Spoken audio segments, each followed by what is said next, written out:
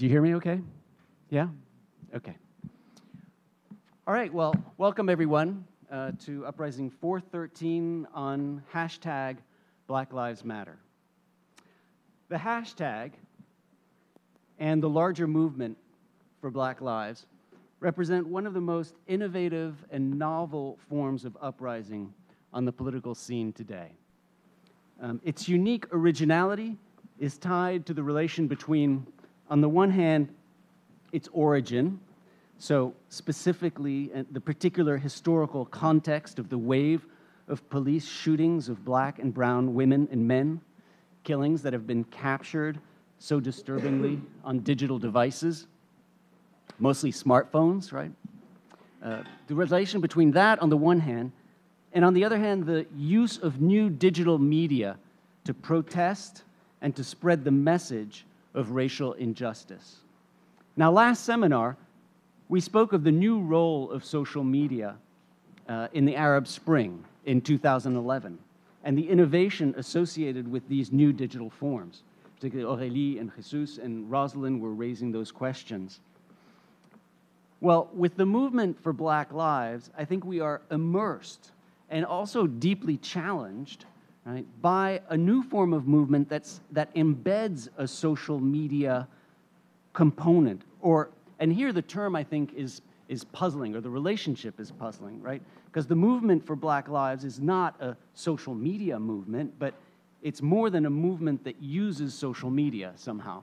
The media is constitutive in a way, and I'm struggling for the right term, but to conceptualize the relationship, but I think in part that's what we'll do tonight. The combination ends up being stunning.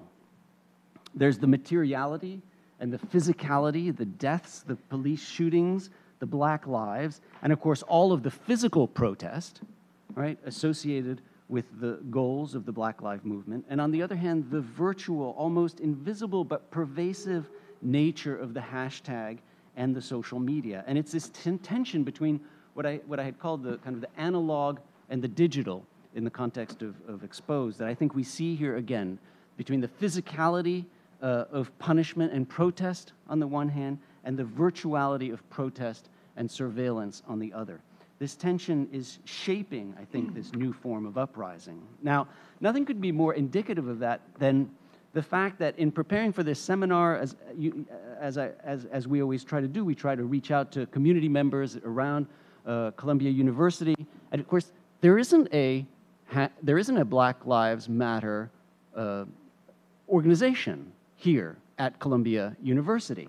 There isn't an organization that directly is affiliated or with some of the chapters. There are some chapters, as Jelani Cobb explains in his article, but there isn't one here. Now, there are lots of other organizations on campus. There's the Black Students Organization at Columbia, there's the Barnard Columbia Solidarity Network, all of which have deep roots in these issues of racial injustice. There's the Undo CU, which is focused on undocumented students. There's the Liberation Coalition at the law school. There's the Black Law Students Association, BALSA.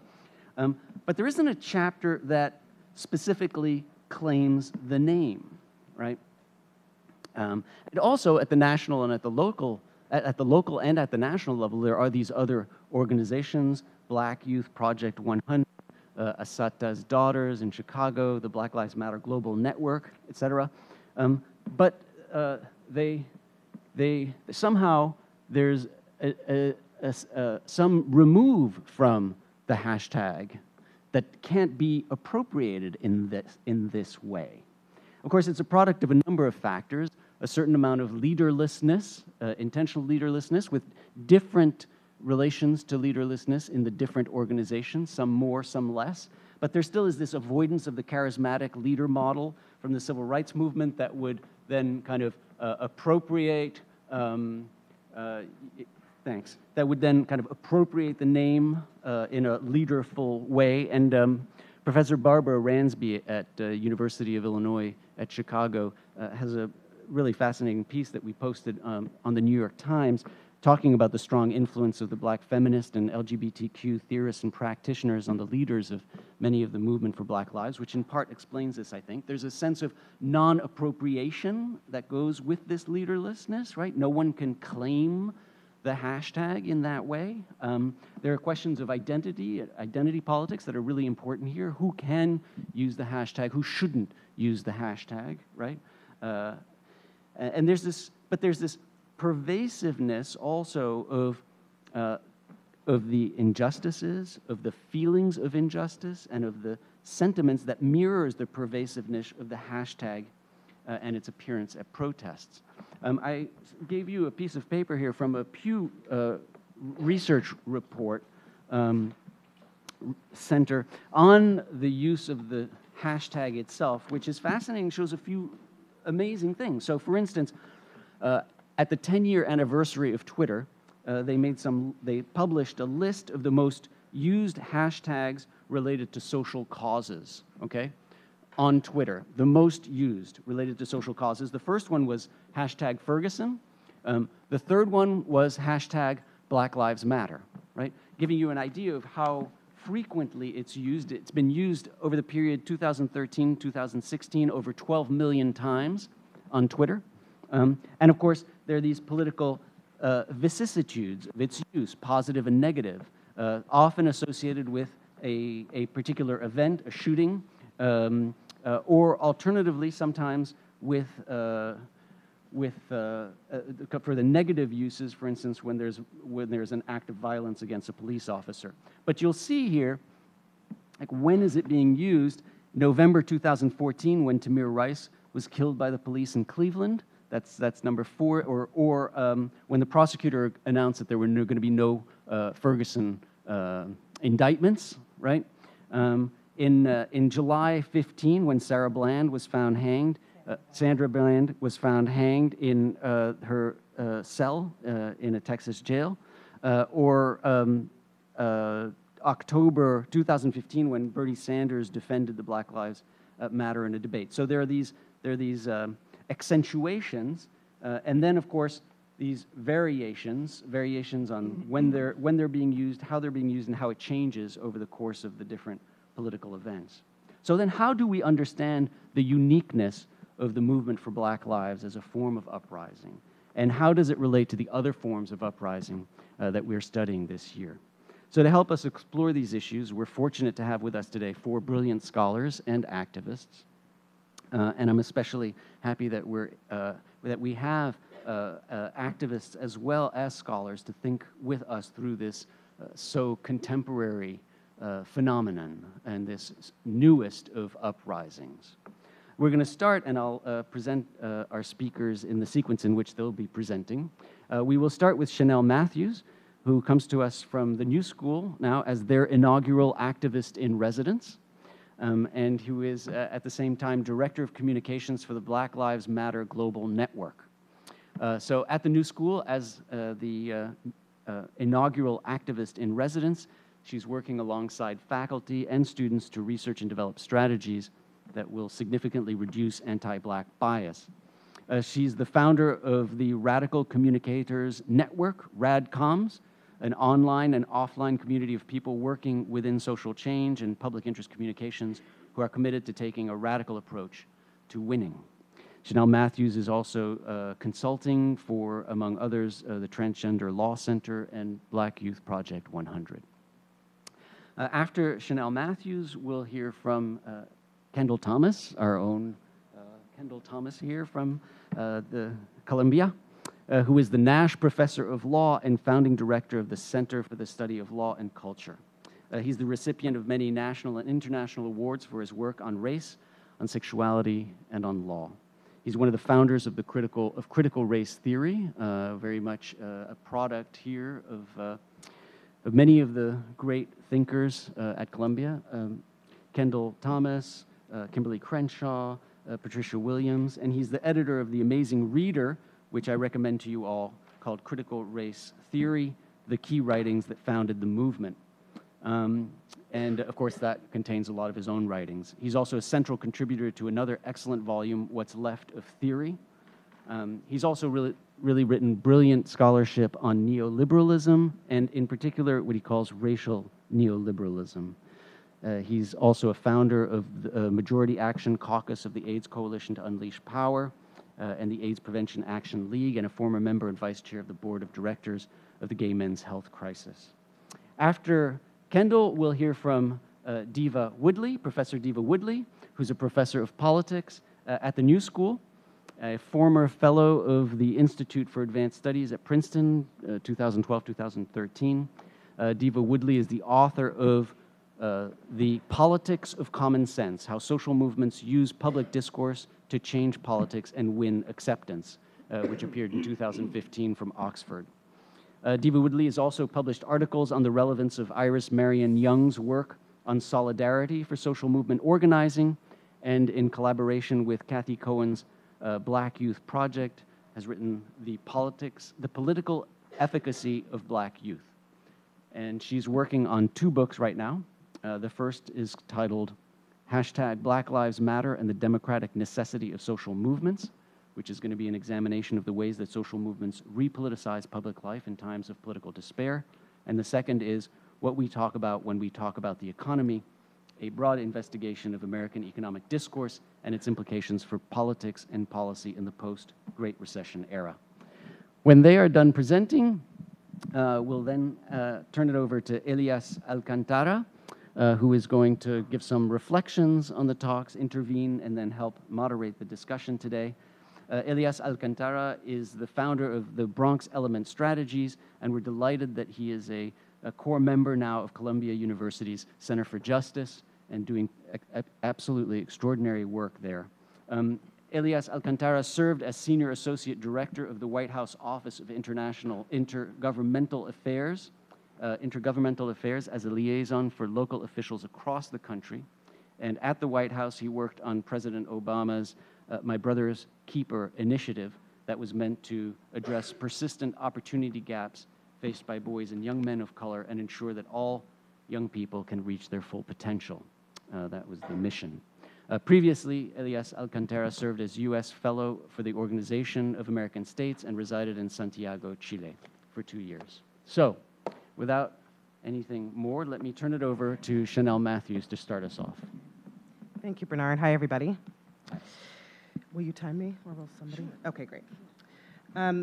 Thanks for having me this evening. I want to say that I'm here in front of you as a practitioner, as an activist, but what you don't see is an ecosystem of people who are working in a broad movement, people who work 2, sometimes 3 full-time jobs, who care for their children, aging parents, who don't always have the means to feed their families, who are committed to justice, because as Toshi Reagan says, we who believe in freedom cannot rest.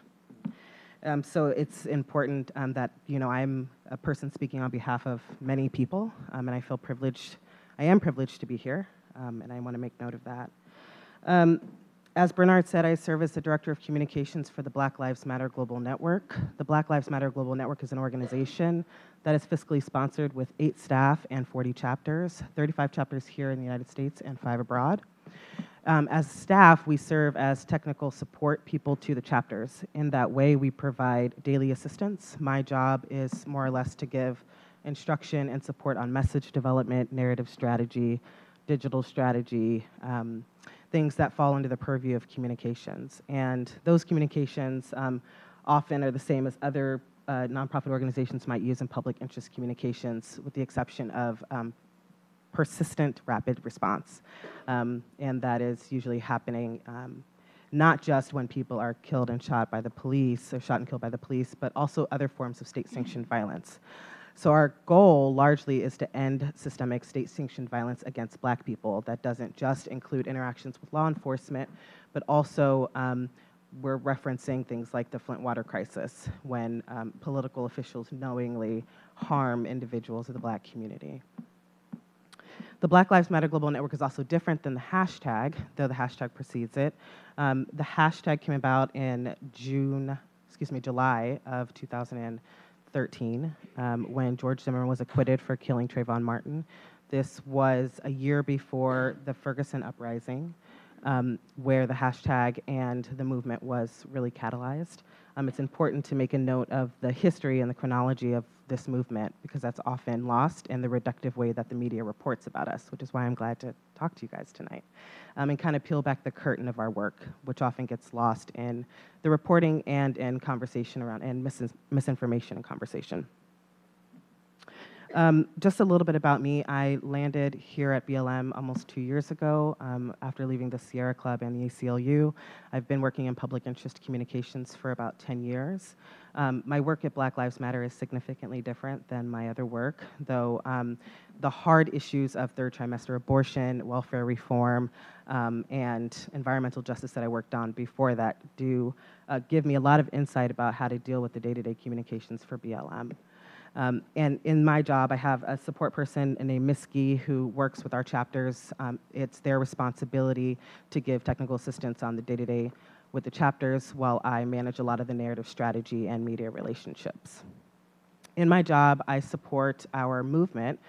So BLM is one organization in the broader movement for Black Lives. The Movement for Black Lives is a coalition of organizations and individuals who also share our vision of ending state-sanctioned violence against Black people. In that coalition are some of the organizations that Bernard mentioned, BYP 100, also Highlander Center for Research and Education in Tennessee, Freedom Inc. in Wisconsin. We have, I'd say, about 50 organizations, many of which contributed to this policy platform. Kendall handed out a flyer about it. And if you want to read the entire platform, I think we'll talk about it a little bit later. You can find that at v4bl.com. I think the URL is on here. The ecosystem, the Movement for Black Lives ecosystem is made up of a table structure. And so just to give you a little bit of insight into how sophisticated this movement is, because oftentimes we don't get to share that information. We work in the capacities that we are best suited to work. So, for example, I chair the communications table along with a woman named Chelsea Fuller. It's our job to ensure that there's a coalition of organizations, multiracial and otherwise, to help move the movement forward, to respond to crisis or rapid response moments, to provide messaging and narrative strategy to organizations within M4BL and outside of it, and to drive the conversations with the media and ensure that media decision makers are ethically and with integrity reporting on our issues. Which I don't think I have to tell you that that doesn't always happen for us. I'd say I spend about 33% of my time doing political education with reporters.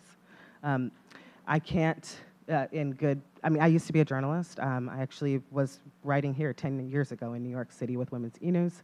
And I know that newsrooms can be a really charged place for issues like this, where people suggest that being objective is what they're doing, but it hasn't been my experience that that's necessarily true, particularly around our movement. So part of my job as a director of communications is to make sure that we have those important conversations with the media, but also to inform how popular culture is talking about these issues. You've probably seen that BLM has been named in one of your favorite sitcoms every other week, and those are conversations that we're having too. It's incredibly important because everybody's not sitting in this room having intellectual conversations about the movement, but they're watching television or they're listening to the radio. So they happen across a breadth of issues. In addition to communications, our table structures also include the policy table, who released this platform last August. We have a Law for Black Lives, and their job is to primarily work with legal scholars and lawyers to help people learn how to protect their civil rights, particularly in a digital age, which we're bumping up against some, I think, real concerns right now, and I'll talk about that in a second. We have a healing justice table, really critical and important work. So we are acutely aware of the pitfalls of former iterations of the Black liberation movement, and not pitfalls in tactics, but pitfalls in approach to self-care and approach to inclusiveness. And Bernard mentioned that Kathy Cohen talks a lot about Black feminist and queer theory, but for us it's practice. We are Black queer people organizing in the movement, and so it's our lives that we're fighting for. So in our healing justice work, we have a handful of practitioners, including somatics workers, Reiki workers, licensed therapists, people who travel to care for people in our communities, both those who've been impacted by state violence and also the people who are working to remedy it. We strongly believe that it is only through self-transformation and a personal commitment to self-healing that we can realize some of our larger goals around eliminating the kind of violence that we see happen in the world. In addition to healing justice, we also have an electoral justice table, which just launched 2 weeks ago. Jessica Bird from 3 Point Strategies and Kayla Reed from the St. Louis Action Council are now passing out or delivering boxes full of materials for people to have town halls between now and the midterms. And so taking a really aggressive approach to both getting Black officials elected, but also encouraging officials who may have not considered running on a platform like the Vision for Black Lives to take that as an approach now. So you should watch out for a town hall here in New York, or also if you're visiting somewhere else. So the Black Lives Matter Global Network as an organization, as I mentioned, has 40 chapters. Our chapters work autonomously. In that autonomy, they decide what's best for them to work on regionally. We don't ever suspect that what people organize on behalf of in California will work for what people organize on behalf of in Georgia, when organizers in Georgia have to be acutely aware of different kinds of faith communities, for example, or different experiences that people in the South might have. And in California, we are, obviously people think we're a bastion of progressiveness, and I would argue against that as a native Californian, but we're just mindful that each of our chapters has to be aware of geographical differences and how they have to organize therein. As a support team for the staff, oftentimes we hold or facilitate conversations between chapters and other organizations. For example, SURGE, showing up for racial justice, ally organizations, and how they show up and participate. For us, are folks here aware of SURGE, or is there a campus chapter here at Columbia? Okay, not sure. Okay, I'd be curious to maybe. Okay, I'd be curious to find out if that were happening here. So in alignment with our values, we work alongside multiracial coalitions and also white affinity groups to help support our work in different ways. The Black Lives Matter Global Network is actively working in the UK, also in Paris, and we have a delegation who's right now in Brazil. And so trying to widen, we call ourselves a global network, trying to widen our scope around what global actually means. And there's a long history of Black organizers, both within this version of the Black Liberation Movement and also previous versions, who are traveling abroad to understand how people are realizing democracy or searching for democracy in different places, and how people are realizing or searching for different ways to resolve systemic violence that impacts Black people across the globe. A lot of those conversations result in our similarities and how we experience violence against the state. I was in Rio de Janeiro having a conversation with Brazilian organizers last year, and a lot of what came up were incredibly similar ways that the state takes advantage of and exploits Black communities, but also refuses to acknowledge our humanity in a number of ways. So we're saying Black Lives Matter here, and people are saying but, and they're saying Black Lives Matter there, and people are also saying but. One thing that you said, Bernard, was that we were leaderless, and I would argue that we're not leaderless, that we are in fact leaderful, that the approach our organization and our movement takes to leadership here and in Brazil and wherever else we're organizing is such that we believe that, yes, one charismatic person can be a detriment or harmful to the movement, but that we have many charismatic people who are contributing in a number of ways, and that we do prioritize Black queerness, Black queer feminism, and that the ways people use the Black Lives Matter hashtag vary in a number of ways. So they're using it to reference, yes, the shooting deaths of Black people, but they're also using it to reference Black joy. And so in a lot of ways, we're bringing to this movement dandyism, Black queer feminism, a new kind of language and experience of Black joy and humanity that even former iterations of these movements did not. But we also don't want to be reduced to what happened to us. And in many ways, we're trying to find a way to explore Blackness and Black identity that leaves us being our full selves. And I know people use that phrase a lot, bring your full self. I don't frankly believe that most places actually want us to do that. And even within my circles of progressive activists, I find that the neoliberalism or the neoliberal approach people take to even our organizing tends to put some constraints or restraints on the way that we are in the world. That Blackness can be profoundly uncomfortable for people even when they're saying Black Lives Matter.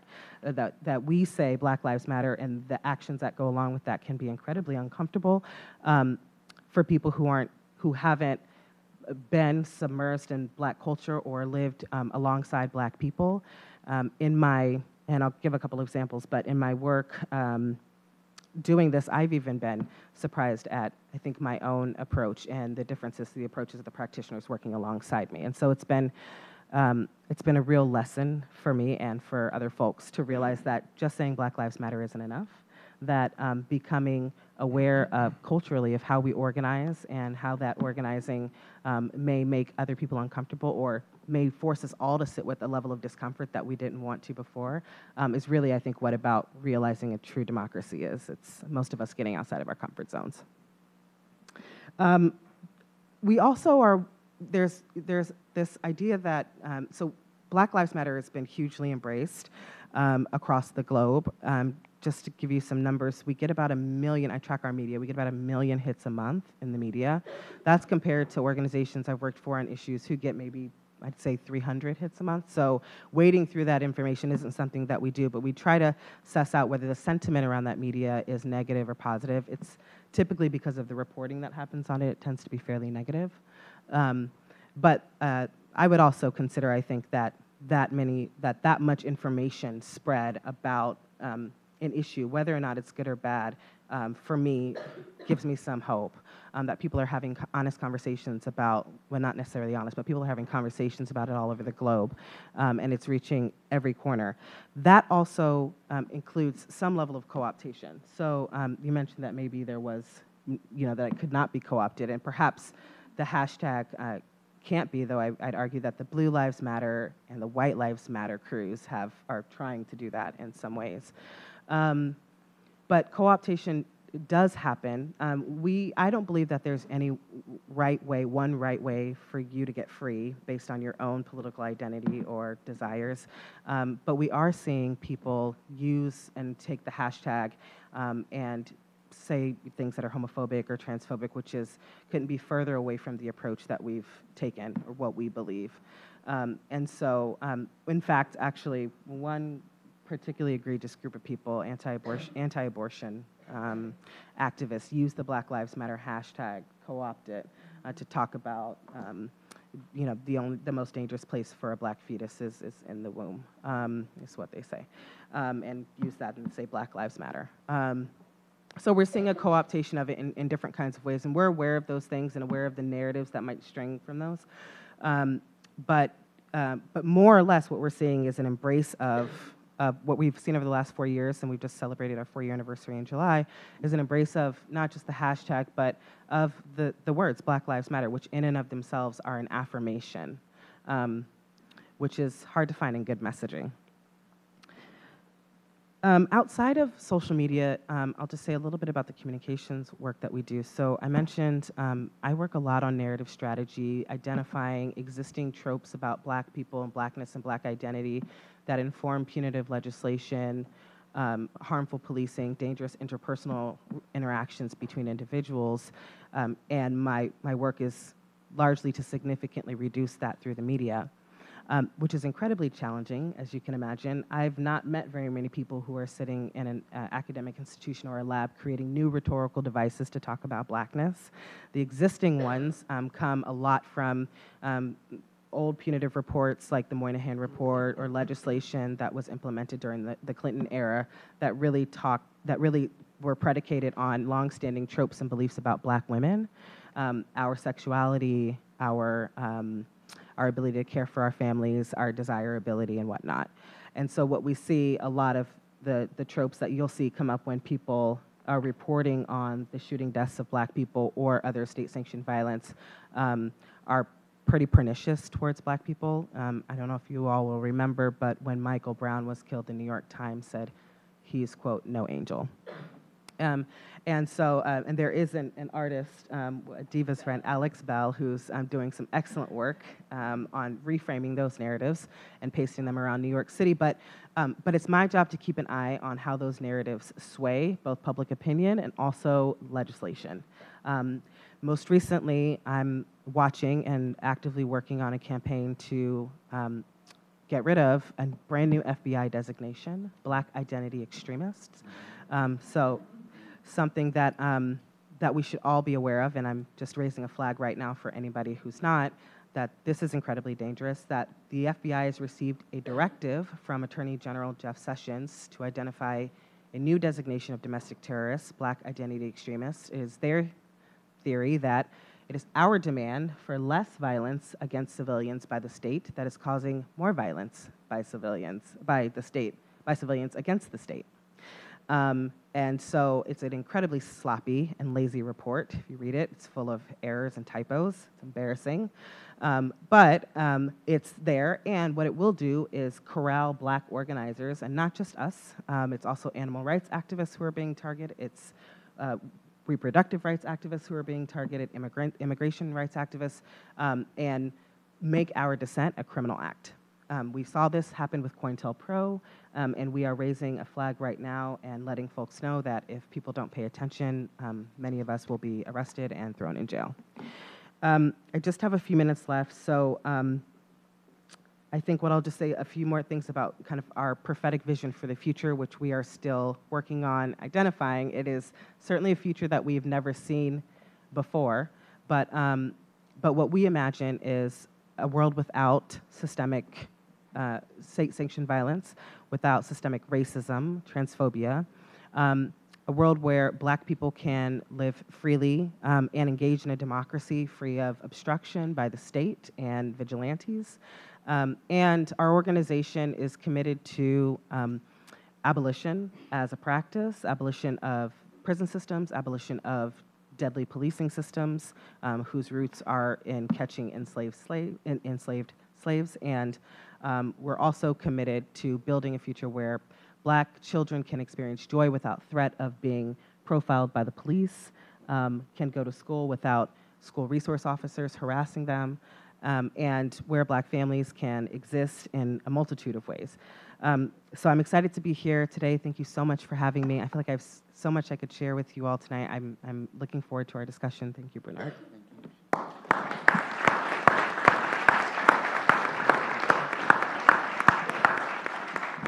Thank you. That was a brilliant start to our seminar. Thank you.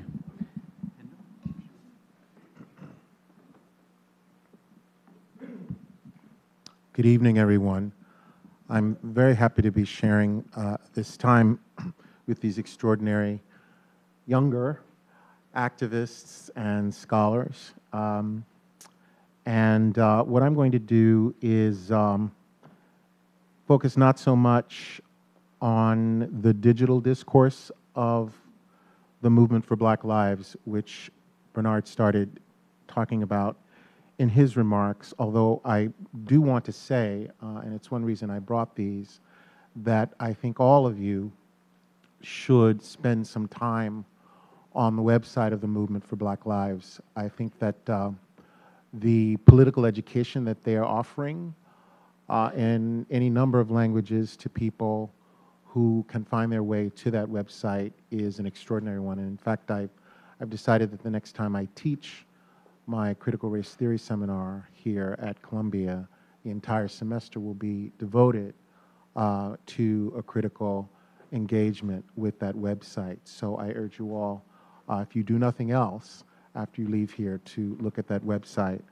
But the digital is not my concern. I want to focus really on the analog politics, if you will, of the Movement for Black Lives. And by way of an epigraph, I'd like to use a quotation that was in the October-November 1993 issue of the Boston Review from Eugene Genovese, who said in that volume, "The black experience in this country," he's talking about United States has been a phenomenon without analog. The Black experience in this country has been a phenomenon without analog. So this session of the 1313 Uprising Seminar is devoted to the matter and the movement of Black lives.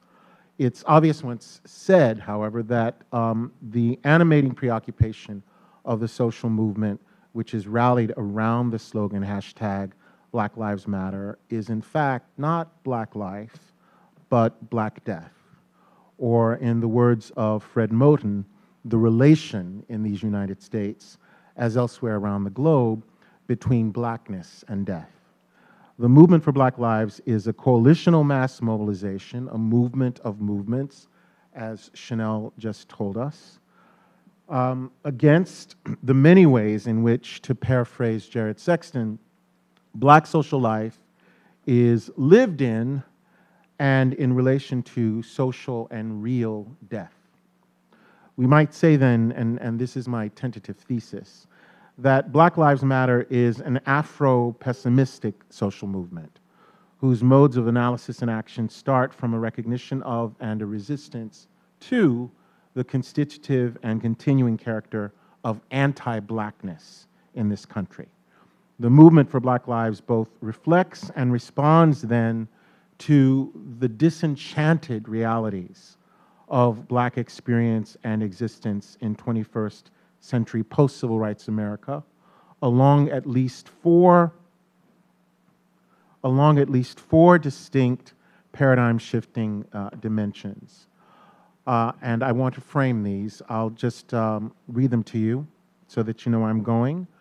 I'm stating them as binary oppositions: mourning or militancy, protest or politics, governmental versus non-governmental politics, civil rights versus human rights, mourning versus militancy, protest versus politics, governmental versus non-governmental politics, and civil rights versus human rights.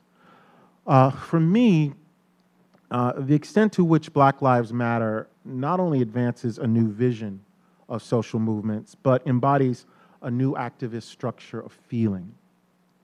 And this was brought home to me powerfully in August of 2014 as I watched online the live stream of the funeral services for Michael Brown, the young Black man who died on the streets of Ferguson, Missouri, after being shot 12 times by a white police officer. The ceremony was held at the Friendly Temple Missionary Baptist Church, where I myself had attended services with my family, who are members of the congregation. The pastor of the church, the Reverend Michael Jones, had delivered the eulogy just a few years before at the homegoing celebration, as we call them in the Black church, of my late aunt. The protocol of the Black Protestant funeral is best understood as a communal ritual of joyful or joyous mourning. And the funeral of Michael Brown was, in this respect, quite traditional. A succession of Black male preachers, exclusively Black male preachers, as I recall, from the Baptist and Pentecostal Church of God in Christ, exhorted the Brown family to be strong, applauded their dignity, courage, and grace, and comforted them with the assurance that their mourning would be transformed one day into joy. Since it was also a political gathering, though, in his eulogy, the Reverend Al Sharpton performatively sutured the suffering of Michael Brown's grieving family and community into the traditional "we shall overcome" narrative of redemptive Black suffering associated with the civil rights movement by introducing the children of Martin Luther King Jr. and the Reverend Jesse Jackson. But as the service proceeded, it became increasingly clear that the religious ritual inside the Friendly Temple Sanctuary was haunted and more than a little anxious about the specter of the decidedly non-religious, secular ritual of resistance that took place in Ferguson in the days and weeks after Michael Brown was killed. This rebellion, as some participants called it, attracted a community of disaffected and disenfranchised, mostly young people who had no connections to the Black church and no memory of the Black civil rights movement.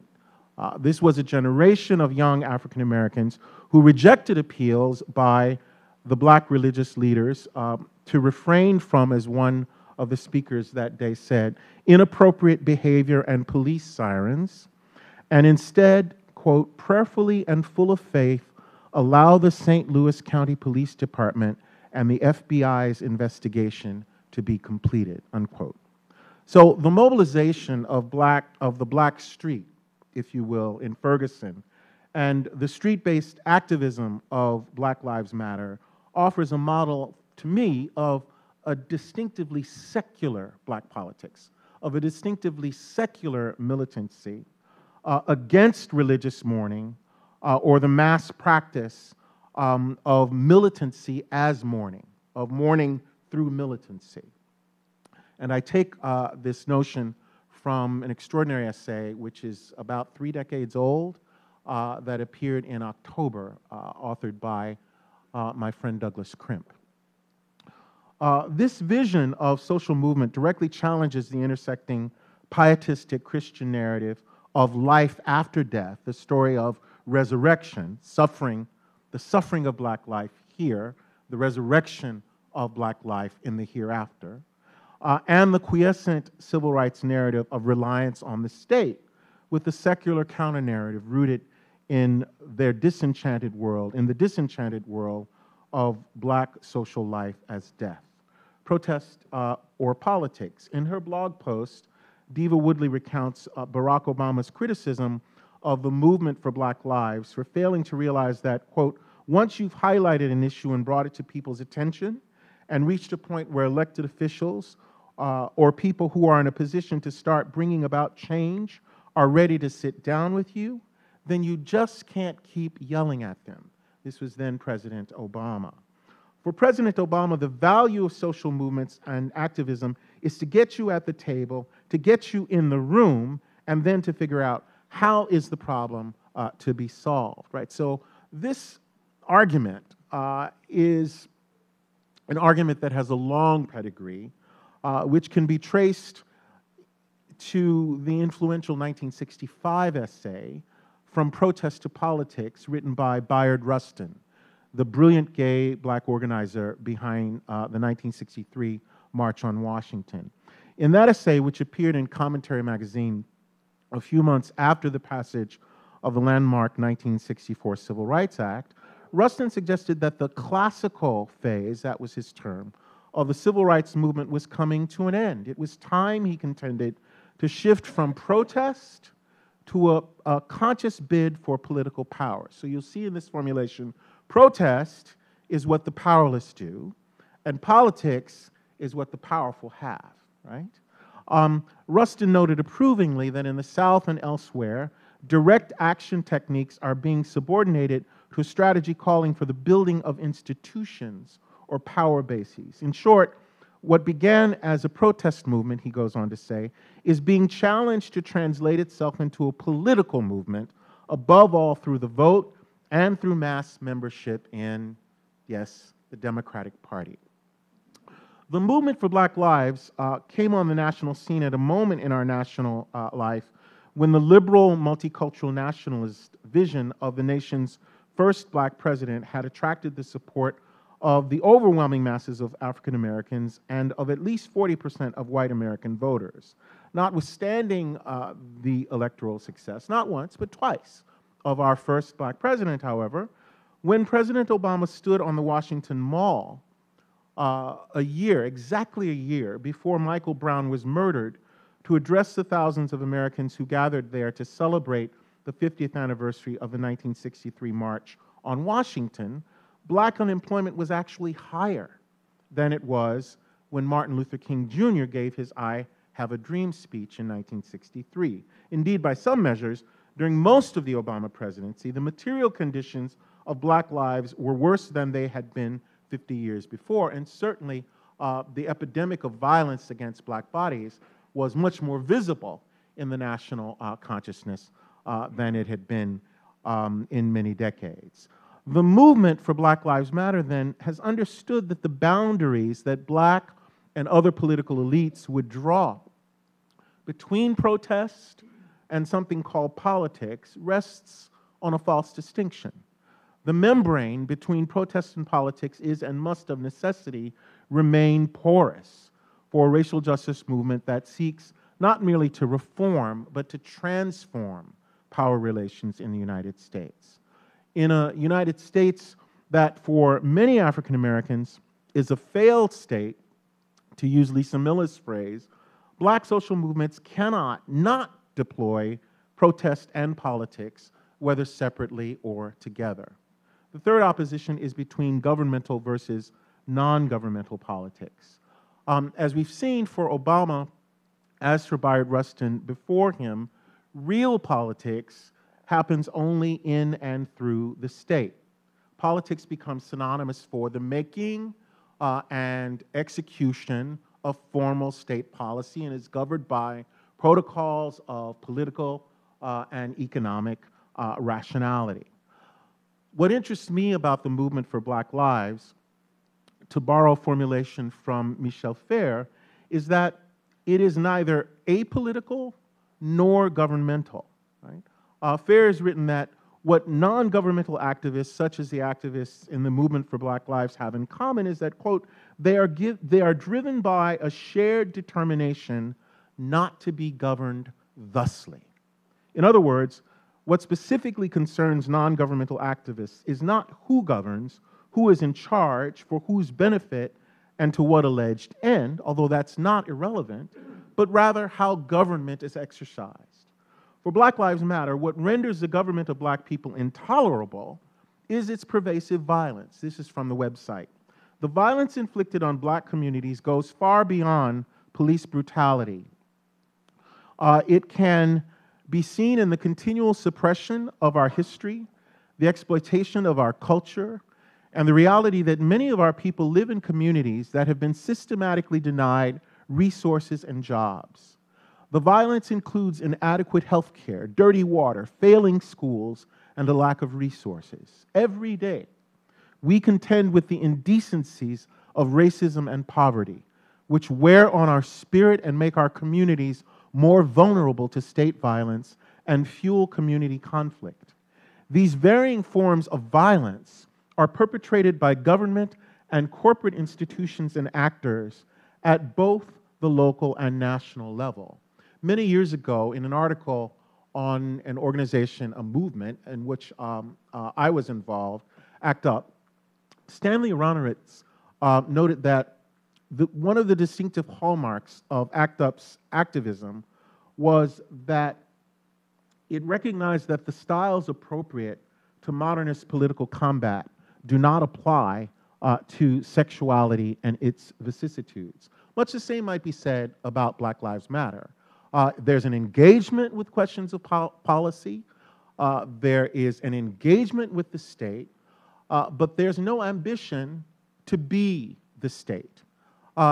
Certainly not to be the state against the backdrop of a history of the state in the United States in which the state itself, as well as the private-public partnerships that police Black communities, are structures of violence. Right? So the distinction between non-governmental and governmental politics allows for flexible, tactical, considered, situational engagement with governmental politics from outside the state.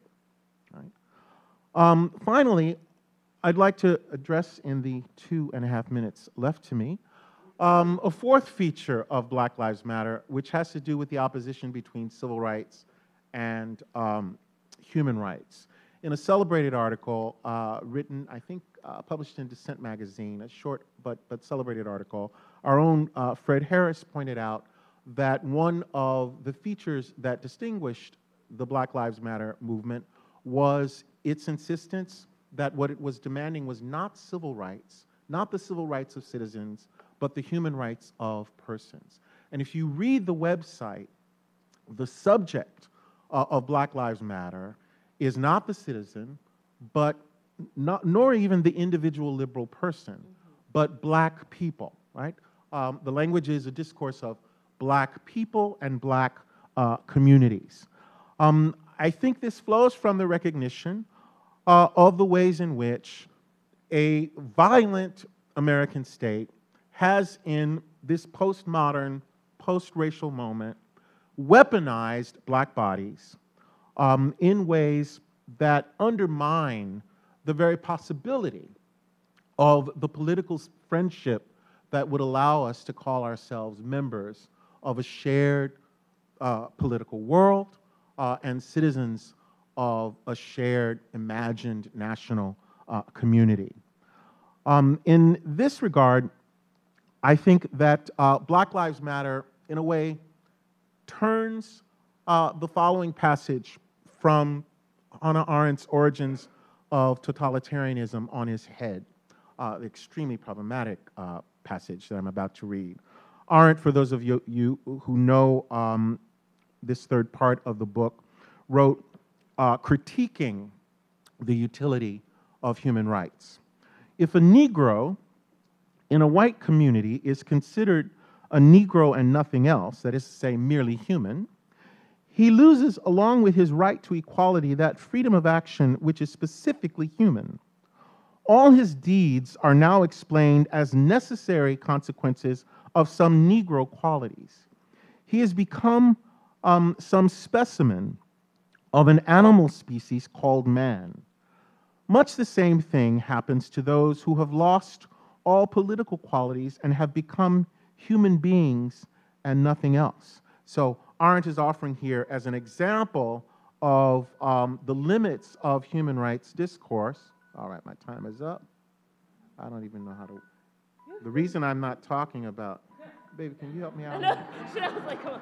Thank you so much. The reason I'm not talking about digital matters is because I am a confirmed Luddite. So what I would say here is, you know, we could engage in a reading of this passage. There's a slippage, for example, between the figure of the Negro and the human, that elision. The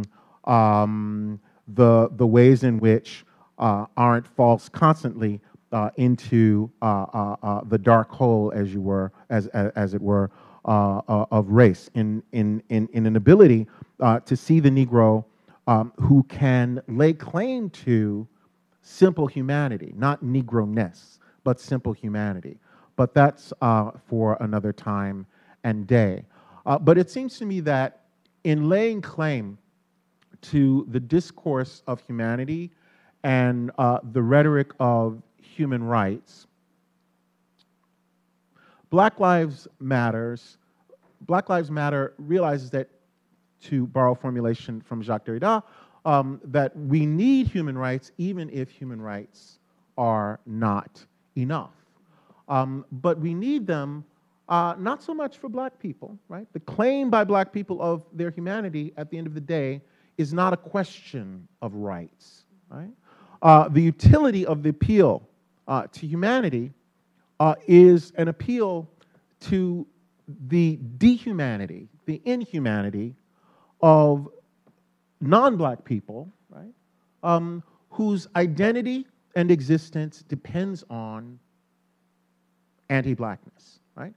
So the formulation of the Afro-pessimists is one which insists that we need to stop talking about blackness and whiteness, right, and turn our attention instead to the relationship between blackness and non-blackness.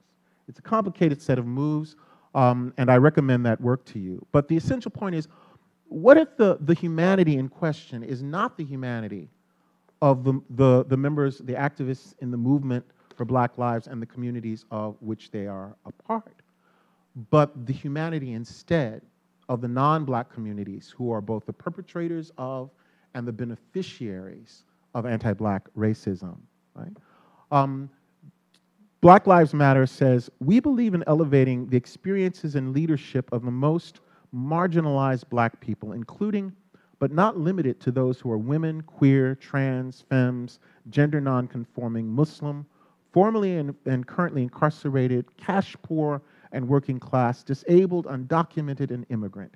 We are intentional about amplifying the particular experience of state and gendered violence that Black, queer, trans, gender nonconforming women and intersex people face. There can be no liberation for all Black people if we do not center and fight for those who have been marginalized. It is our hope that by working together to create and amplify a shared agenda, we can continue to move towards a world in which the full humanity and dignity of all people is recognized. But this is a call to humanity which centers the figure of that Mark Lamont Hill has called in his recent book, Nobody, right? So the placing at the center of those who are marginal is, I think, the most heroic and revolutionary gesture of Black Lives Matter, and distinguishes it from the long trajectory in Black movements of the pursuit of a politics of respectability, right? It speaks from that place of abjection, right, that is occupied by the most marginal, to the center.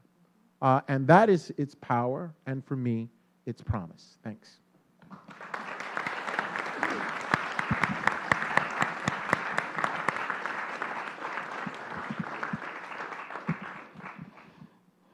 Thank you so much, Kendall. I'm so glad to meet you. I have read you for a long time. So yes, there's so much that I want to talk about and react to also in what Professor Thomas has said here. But I also kind of want to pick up, in a way, a different kind of thread. So Professor Thomas has talked to us about some of the, I think, theoretical content or contextual shape of the movement for Black Lives. And that's partly also, in many ways, what I look at and what I work on. But the current project that I'm working on now is not only a kind of examination of the movement for Black Lives in terms of its innovation as a social movement, as Shanelle has been talking about, but also its conceptual foundations, as Professor Thomas has been talked about, but also what we can learn about democracy from thinking about the movement for Black Lives as a case of a social movement, right? And so what I argue is that in the book is that the movement for Black Lives is teaching us something about something that social movements do very generally, right? We often think about social movements as interruptions in the normal politics of things, right? From protest to politics, which is not only Bayard Rustin's essay, but also a very famous American politics book by Catherine Tate is called From Protest to Politics, with the same kind of premise, right? That protest is pre-political. Right? It's something that you do before you actually get down to the business of making choices. And rather, I want to theorize social movements as a democratic institution, and not just one democratic institution, but a fundamental and indispensable democratic institution. And I say that because what we have noticed, right, about social movements, I mean, this is, you know, for those of you who are American politics people, this is sort of the same way that the study of parties is framed as well, right? Like, there weren't supposed to be any parties in America, right? But then they developed, and people were like, well, we better study them and figure out what they're all about. In the same way, I think that social movements, for some reason, has been left out of our understanding of what democracy is and how it functions, even though they have existed as long as modern democracy has existed, right? So what I'm arguing is that social movements enable democracy to do something that otherwise it couldn't do, which is to correct itself, basically, right? Institutions, especially electoral institutions, are supposed to be the mechanism that allow democracies to correct themselves, but they're not enough. They're not adequate. They are subject to the same kind of bureaucratic pressures than any kind of large organization is subject to. And not just bureaucratic, but oligarchic, right? So Max Weber warned us about this long ago, which is that any kind of large organization, including governing institutions, will tend toward bureaucratization. That is, it will start to serve itself, right, instead of serve whatever function it was set out to serve. And oligarchy, which is to say that the people who are involved in it will become more and more elite or more and more specialized and farther removed from the rest of society, right? In the blog post that I wrote for this, which is really an excerpt of the book that is available to you as a part of this seminar, I catalog the evidence of the bureaucratization and oligarchy of the American political system, and also name what I think is the symptom or the result of that kind of bureaucratization and oligarchy among the populace, right? The people, the polity that is supposed to govern. And I name that symptom the politics of despair. Mm-hmm. The politics is not only because it's kind of catchy, but I name it the politics of despair because the whole idea of a democratic system is that the people are supposed to govern, right? The kind of stirring words at the beginning that sort of set up the Constitution, we the people, right, is supposed to be the sort of guiding light of what is going on in our representative republic. But more and more, at least since the mid-20th century, people have begun to believe less and less that the people actually govern, right? And this disbelief shows up in a variety of ways. It shows up in terms of a lack of trust in governing institutions, a lack of political efficacy, a lack of trust in each other, right, as citizens, right, as people who are capable of governing.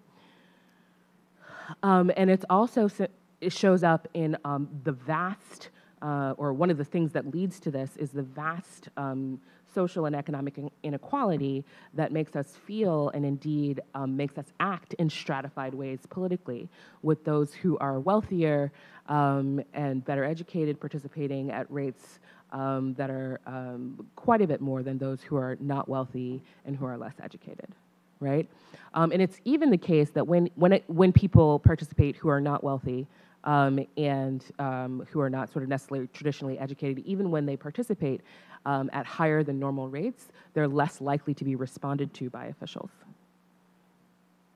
right? Okay, so this politics of despair shows up as a kind of demobilization of the polity at large, right? We often think of demobilization as something that happens in movements or around causes, but actually we have witnessed the demobilization of the electorate, qua electorate, right? Fewer and fewer people showing up, fewer and fewer people paying attention, and more people likely to say that even if I showed up and paid attention, it wouldn't make any difference, right?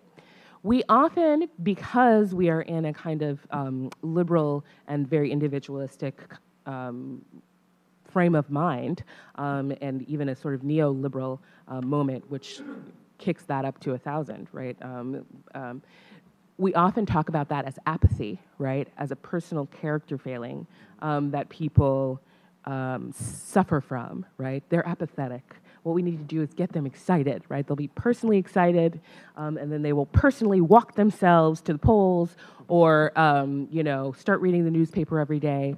But this despair, right, is not apathy, right? It's not that people don't care. It's not that people are lazy about getting political information. It's that people don't believe that even if they were to have this information, that it would gain them anything, right? And that doesn't mean just gain them anything in terms of instrumental things, right? Like I wouldn't get, right, a better road on my street. I wouldn't get a tax cut. It means that they don't feel like they still would have any part in governing, okay? Because the people who govern are not people like them, right? Those of you who study American public opinion know that this is a kind of standard question that you ask people, is that, you know, are the people that are your representatives like you? Do you feel like they care about people like you? Do you feel like they are people like you? Do you think that they represent the interests of people like you? And more people are like, no, actually, no, they do not, okay? And that's part of the bureaucratization and oligarchy of the government. More and more, the same people are running for offices, or people who are similar, who are educated in the same ways, who talk about issues in the same ways, right? Because this is not only a matter of kind of identity, meaning that it's not only about people who are from, although it is partly about this, right? People from the same schools, people who are racially and gendered in similar ways, right? It's not only about the identity of the people running for office, it's about the way they talk about everything, right? And the things that they talk about. It's all become very homogenized. Well, it had become so, until recently, okay? And that is, I think, a natural tendency, or at least I argue that it's a natural tendency of all kinds of large organizations, right? And we've been warned about it before. And it's always been a tendency of institutions and democracy as well. But the thing that saves democracy from sort of crumbling under the weight of this despair, that is the disbelief of the people in their ability to govern and the non-responsiveness of the institutions that are supposed to facilitate that governance, is social movements. Social movements do that by, and this phrase I take from Iris Young's work, the repoliticization of the public sphere, okay?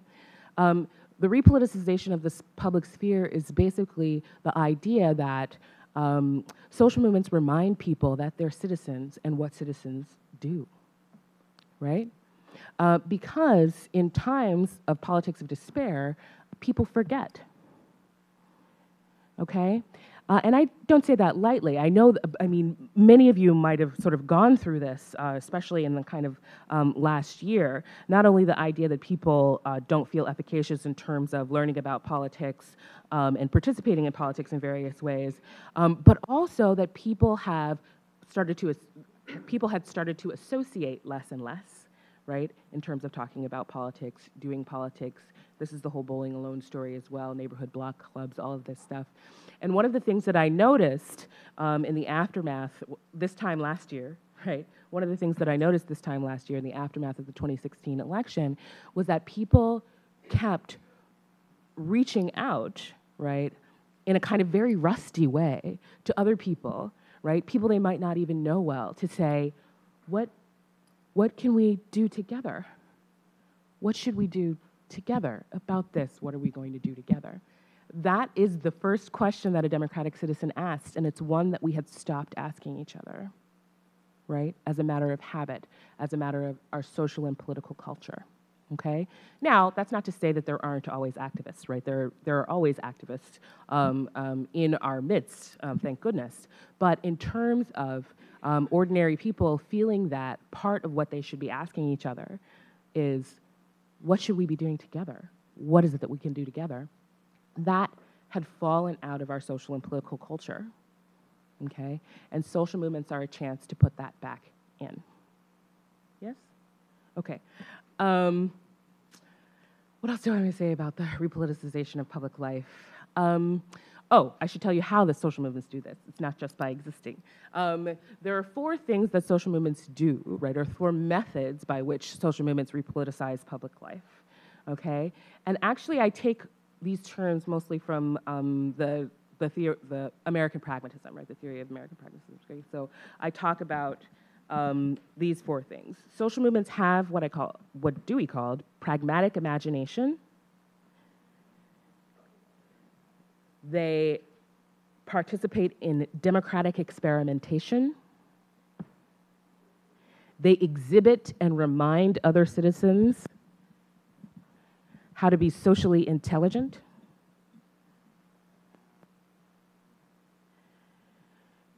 And they help the people who work with them and also model for the general polity political efficacy.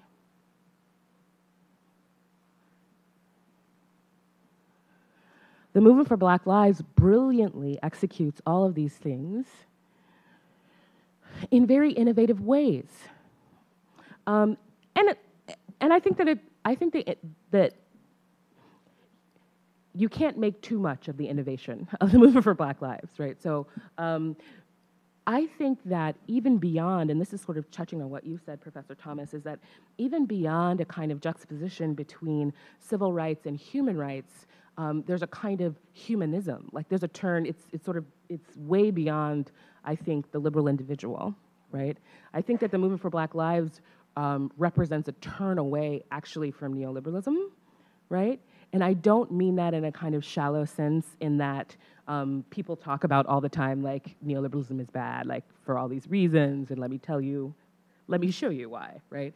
But instead, the movement for Black Lives is attempting through democratic experimentation, right, in both practice and discourse, to think about the world beyond and otherwise and outside the liberal individual, right?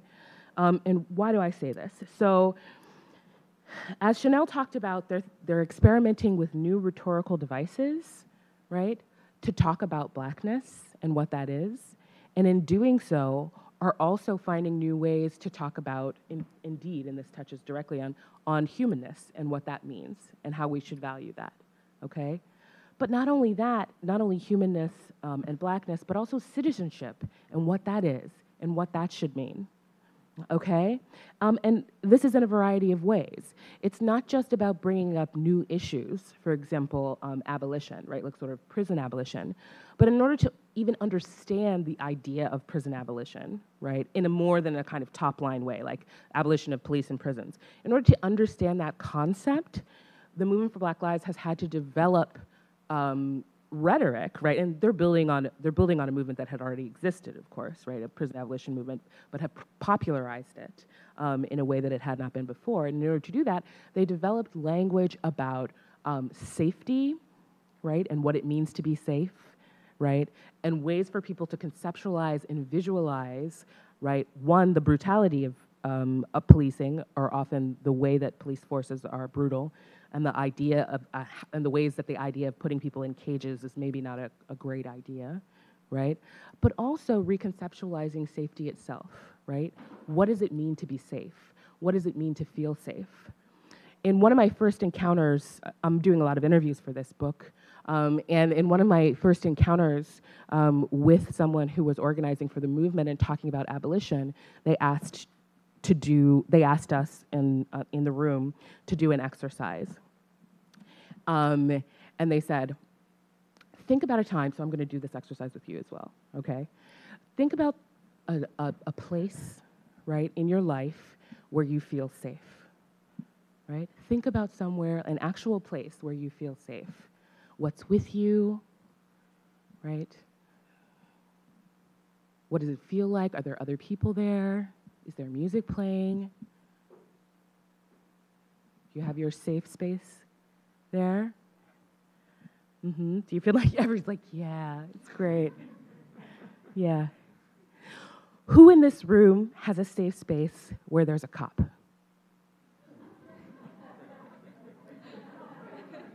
Okay, so I found that a very effective exercise. I found it a very effective exercise because I was like, oh, okay. So it begins, it's not that you kind of have there spelled out a whole theory of abolition or even the policy steps to get there, although the movement platform does have that policy information there. But what that kind of exercise is about is unlocking your imagination, right? It's about you thinking, oh, wow, maybe safety doesn't really mean being policed, right? Okay, so that's one thing, pragmatic imagination, which the movement does spectacularly. Then we think about democratic experimentation, okay?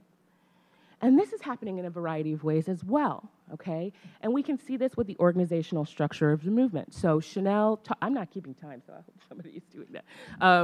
Shanelle, sorry, that was like a, but Shanelle talked, oh my goodness. Okay, so Shanelle talked about, oh, now I'm thrown off. Okay, but Shanelle talked about, I don't remember what you talked about now, but anyway, democratic experimentation is about, one, electing the unelectable, right? So we know that 2 trans women were just elected in this sort of on Tuesday, right?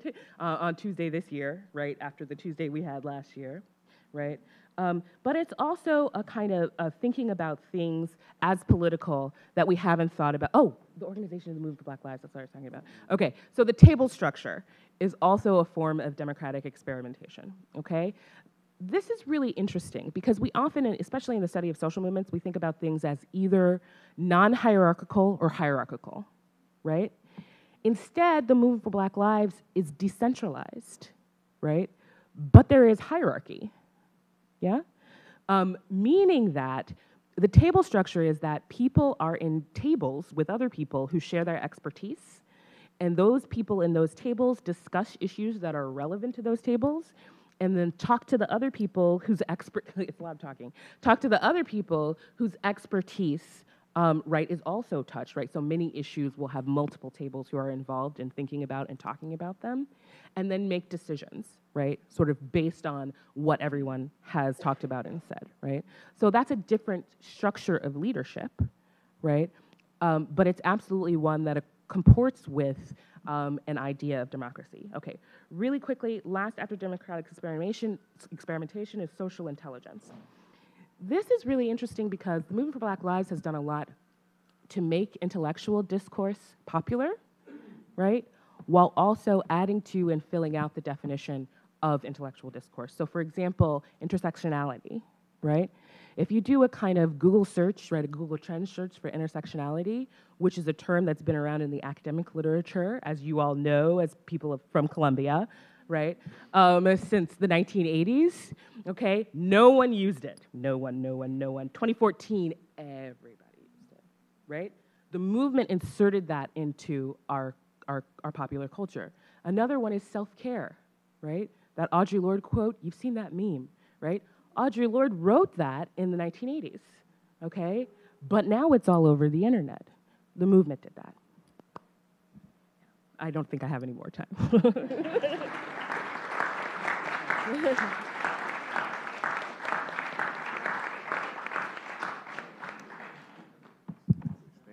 Thank you so much. Yeah, how do I follow that? Thank you for those thoughts. And I'll just start by saying that the same way that this series, our communities and country have gone through and continue to go through a revolution, I find myself going through a bit of a revolution, rooted in my own personal experiences. After 5 years of serving in the Obama White House, and before that, 2 years in Chile exploring the long and sometimes strenuous relationship between U.S. and Latin America, to now finding myself hand in hand with a broad, extensive network and group of partners, activists, advocates, and policymakers to help end mass incarceration, I can't help but find myself in that same revolution. With that in mind, I have the pleasure of being on this panel to really, I think, poke at some of the issues that I heard here and hopefully push for some questions. My perspective as it relates to the Black Lives Matter movement and really the elevation of it evolved from Washington, D.C., from what, especially after hearing Kendall's presentation, was right at the seat of political power, as many would say. I served as a liaison to local elected officials across the country, and I took on a broad portfolio of issues related to criminal justice reform, urban affairs, some preventive work, as Bernard mentioned earlier, as part of My Brother's Keeper, and my role was to help move that forward. During that time, I followed very closely, like many of us, including President, the ultimate evolution and eruption of the events that took the Black Lives Matter movement to the national and international stage. For me, it was incredibly personal, being born and raised in the Bronx, and now spending time as a Black man in the White House working for the first African-American president. And it was incredibly important for me to understand that in a even more meaningful way as a staffer supporting that very president. In short, that means that I spent a lot of time doing research, reading articles, tracking news, tracking social media, and talking to partners on the ground to gain a deeper understanding of what was going on in real time to be able to adequately respond. In the aftermath of the Ferguson protests in particular, assisted with creating the formation of the 21st Century Policing Task Force, right, to help address and alleviate the issue of policing. Followed by that, implementing it, working with the federal government to take it to the next level, but also understanding that that was just one piece of a broader puzzle of what we really needed to assess as we thought about this. And it's interesting that the platform that sits right in front of me addresses some of these issues, from criminal justice reform to income inequality to affordable housing. I mean, we know the long list of issues that we fight against every single day. I'm incredibly proud of what we did and what we were able to achieve. But that said, I came to a harsh realization, and now in my recovering Fed life that I live in, came to the understanding that no one president can really solve the issues that Black Lives Matter helped bring to light. Among the many issues that, again, we'll continue discussing, Today, I look forward to specifically analyzing and dissecting the impact that movements and advocacy, such as Black Lives Matter, for what we're all here gathered today, have on not only policy, but culture, and ultimately politics in our country and the world as we take this to the international level. Based on what I heard, I look forward to building on this discussion and thinking about this in probably 3 or 4 broad themes. It's clear that I'm next to some of the most important minds on these issues when it comes to theory, from issues like intersectionality and other kind of main theories that have come up, kind of thinking about how we push the dial on that. How we think about the structure of Black Lives Matter. I was glad to hear more specifics, how you all are thinking about the future and the structure, and really dissecting the issue of leadership versus a decentralized method, and ultimately the folks that in reality we all know today attribute to the movement, but also have independent kind of micro movements within the broader movement. The third piece would be, how does this movement exist in the current political realm we live in? Going back to what I heard referenced a number of times throughout the presentations, where we came from, particularly under the Obama administration. How we saw things evolve, not only at the federal level, but making the distinction with the federal, state, and local level, and understanding that post-Ferguson, they elected the most number of African-American council members that drove folks to the poll, and how that played a role. To the current reality we live in with President Trump in office, and things like Charlottesville erupting, and a reference to a speech that he gave not too far from here a few months ago on Long Island, where he essentially promoted what not only Black Lives Matter had been fighting, but what we all have been fighting against as it relates to police brutality. And the last big bucket, I would say, is how does this fit into the context of the future? We had an election this week, as you mentioned, and I think in many ways we saw some victories, but in many ways we saw how much more work we have to do. For example, just here in New York City, Mayor de Blasio kind of swept right through to a re-election. And for those of you who had a chance to see his acceptance speech, he spent a good amount of time talking about policing, which I would argue was probably less about the policy and more about maybe trying to make good with a police union that he continues to battle with. He also mentioned making New York City the fairest, largest city in the country. But in many ways steered away from, again, the broader context that we live in, aside from the policing issues. How does this all relate to issues in redistricting as we look to 2018 and 2020? Or the Poor People's Campaign that Reverend William Barber is leading the charge on and organizing folks around. And as we know, the impending 50th anniversary of the assassination of Dr. Martin Luther King Jr., which again will maybe be a moment to reactivate the work that we're doing here today. And last but not least, how do we measure success of the movement in the immediate and overall? So with that, incredibly excited to hear, again, the continued thoughts of this amazing panel, but also the questions and thoughts of the folks gathered here tonight. Bernard? Thank you, Elias.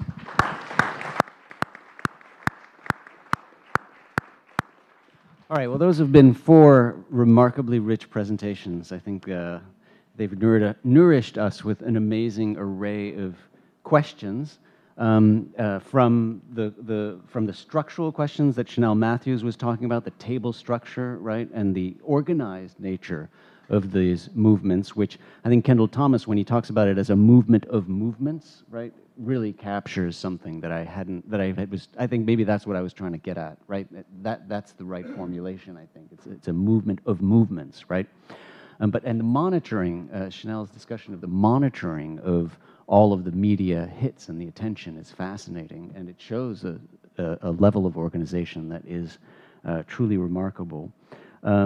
Deva, with the ideas of the repoliticization of the public sphere that these social movements are doing, their role in politicizing, or repoliticizing, or regenerating political debate, and Elias Alcantara kind of trying to put this then into conversation with the policy dimensions, the governmental dimensions, and having been at the White House for 5 years is really remarkable. So what I thought we should do is open it up for maybe four comments and interventions. and then return to the panel, but hear a little bit from you all as to what you're thinking about and some of the things that this made you think about or have lingering questions or ways of putting these thoughts together. So why don't we start with Karuna Mantena.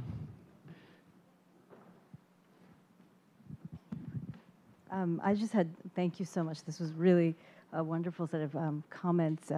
And I just had two questions or two sorts of comments just for discussion. And one was thinking about, I mean, I think these are really incredibly powerful and important contrasts that people have been making between, I think everyone mentioned, between thinking about the organizational and aspirational structure of Black Lives Matter versus, and thinking from the lessons of the civil rights movement.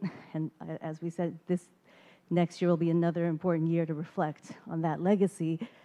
And one of them is this question of hierarchy in some form or decentralization, the idea of bottom-up leadership in some form. But I also wondered what you might make of the legacies in terms of maybe even just the differences in the kinds of, the way in which our political structure exists today. So some sort of question about not just, I think, aspirationally and normatively, I think we might all be committed to a non-hierarchical politics, and there's something very important about that. But I think a few of you mentioned maybe thinking about what might be more efficacious about bottom-up politics as well. So not just normatively. And I wondered, in some sense, and I think there are obviously one lesson of the civil rights movement was that at certain moments you needed federal politics to break the hold of local white power structures. So that was at least the aspiration of a national movement and moment, and needing a federal government. And maybe there are important ways to criticize that, not just criticize it, but maybe that's not the model we need. And it seems like, at least in one sense, for policing, for other questions, that there may be a really important moment to think, maybe not just, maybe because of contemporary neoliberalization of the state as well, that local politics matters in a completely different way, that local politics might be, there might be an important reason to really think through bottom-up politics as a place that might just make a difference or a dent, given, as we'll talk about, I think, this year and next year as well, about,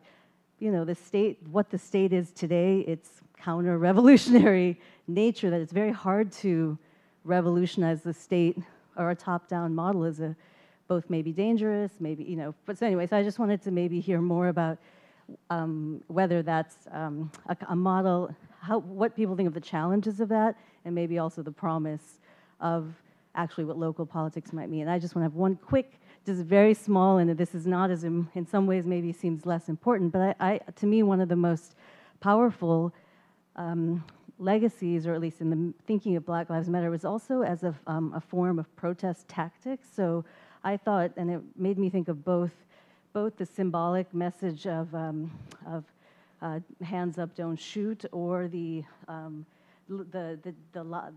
die-ins or the lay-ins where people built markers. And I was just thinking that this is just a kind of small, but I think to me, someone interested in protest tactics or genres of protest, how powerful these were as models of you know, street politics and street theater that is both has a kind of creativity, and I just wanted to sort of mark that as something that I think Black Lives Matter brought, a kind of creativity.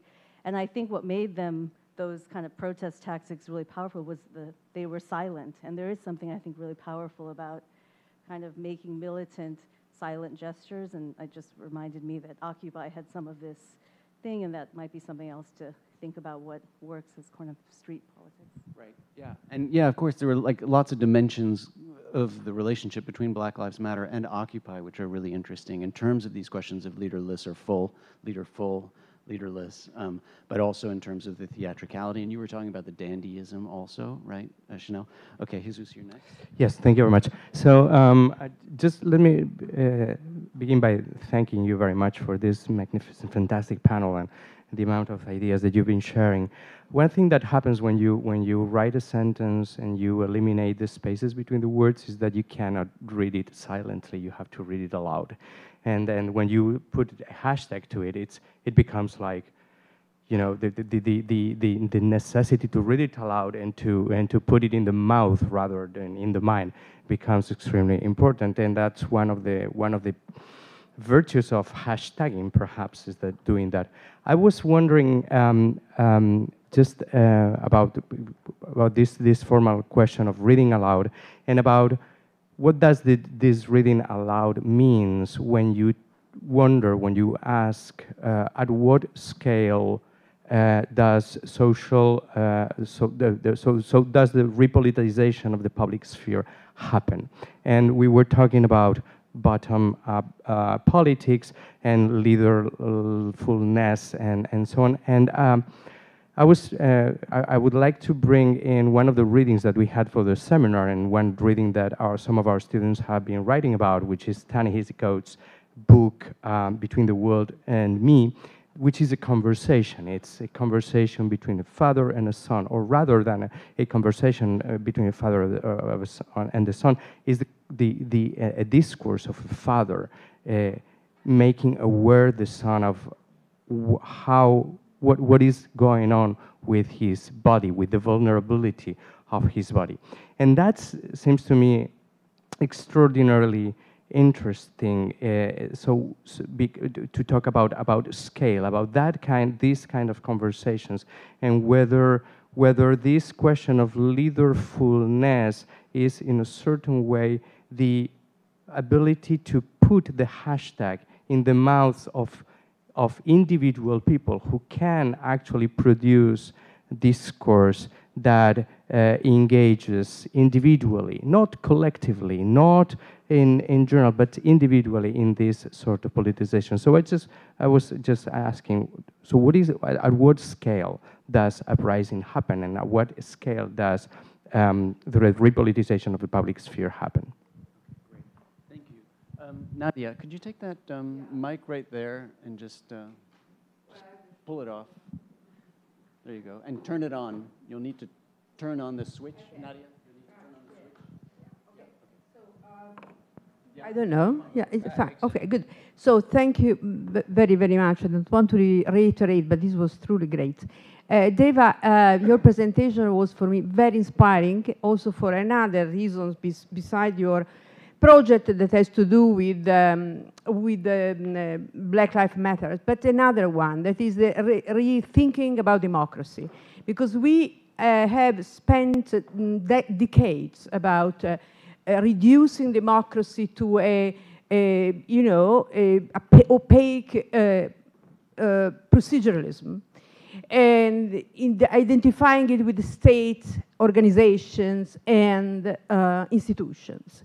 And we forgot what you are telling us today, that the democracy has two legs, not one. It's a hierarchical kind of organization that has the outside. And the outside has been considered all the time a matter of improvisation, or not relevant somehow for the political self-emendation of democratic decisions. So you made really something important argument, and I appreciate very much, also because the reachievement or reacquisition of the power of decision by us, not by simply those who we vote for or we don't vote for, is another element important. If you reachieve movements, power to movements, you achieve power to institutions. We forgot about that because, of course, institutions simply to go by their own bureaucratic routinization. So, what can I say? I admire you, because this is exactly what democratic theory should do, and generally it's not easy to see this made. So thank you so much. Excellent, thank you, Nadia. So let me just quickly give a little roadmap of where we're going, because a lot of hands went up. So the next person is going to be a brilliant student, Makhutso Lengani. And then after that, another brilliant student, Mike, Milo Cordoba, and then Professor Jeffrey Fagan. We're going to get a round of responses, but then we're going to go to Marianne Hirsch, Professor Marianne Hirsch. One question here, and then I've got Suraya and Daniele, and yes, and our two brilliant students over there. So let's where were we? Yes, Marcos. So my question is to the panel in general, but in particular, Mr. Alcantara, due to your work with My Brother's Keeper in the White House under President Obama. I just want to start with comments made by Bill O'Reilly, who is no friend of the movement for Black Lives, but was nevertheless in support of MBK. And he said about it, you have to attack the fundamental disease if you want to cure it. You're going to have to get people like Jay-Z, Kanye West, all these gangster rappers to knock it off. They idolize these guys with the hats on backwards and the terrible rock rap lyrics and the drugs. So my question is, I'd just like to get your thoughts on the criticism that My Brother's Keeper, which was not policy, but really sort of a pet project of the president, which was created in partnership with the private sector and people like Mayor Bloomberg, who, for example, defended New York's oppressive stop and frisk policy and its disproportionate use on Black people. And the critique that MBK located the problem within the Black body and said, okay, let's give these at-risk boys mentors, which is on its own problematic, given that it was a response in part to the death of Trayvon Martin. But it didn't address the structural barriers to which those Black bodies are subject. And it located the problem within the Black family and the Black bodies, and in that way reinforced the harmful tropes and narratives existing about Black people as illustrated in the Monahan report. Thank you for that. Thank you. Mike? Sure. Thanks so much for your presentations. I had two main questions.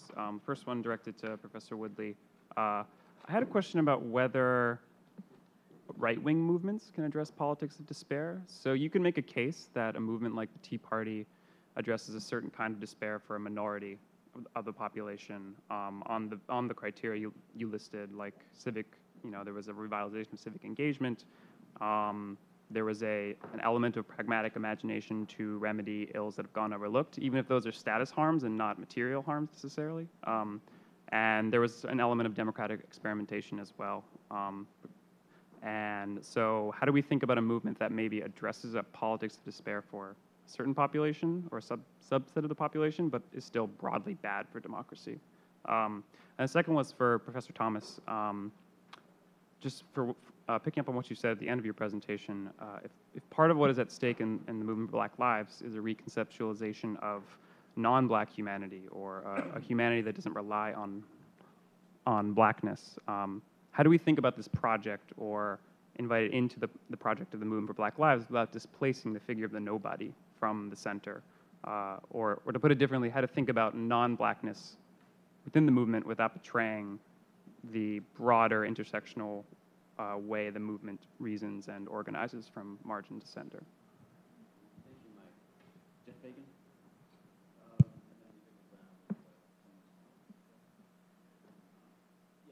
In theory, it's on. Okay. So I was really taken with Deva's police exercise and imagining a safe space. And I'm thinking how that would work sort of collectively. And thinking back to an experience I had about a year ago at a conference on race and policing at Irvine.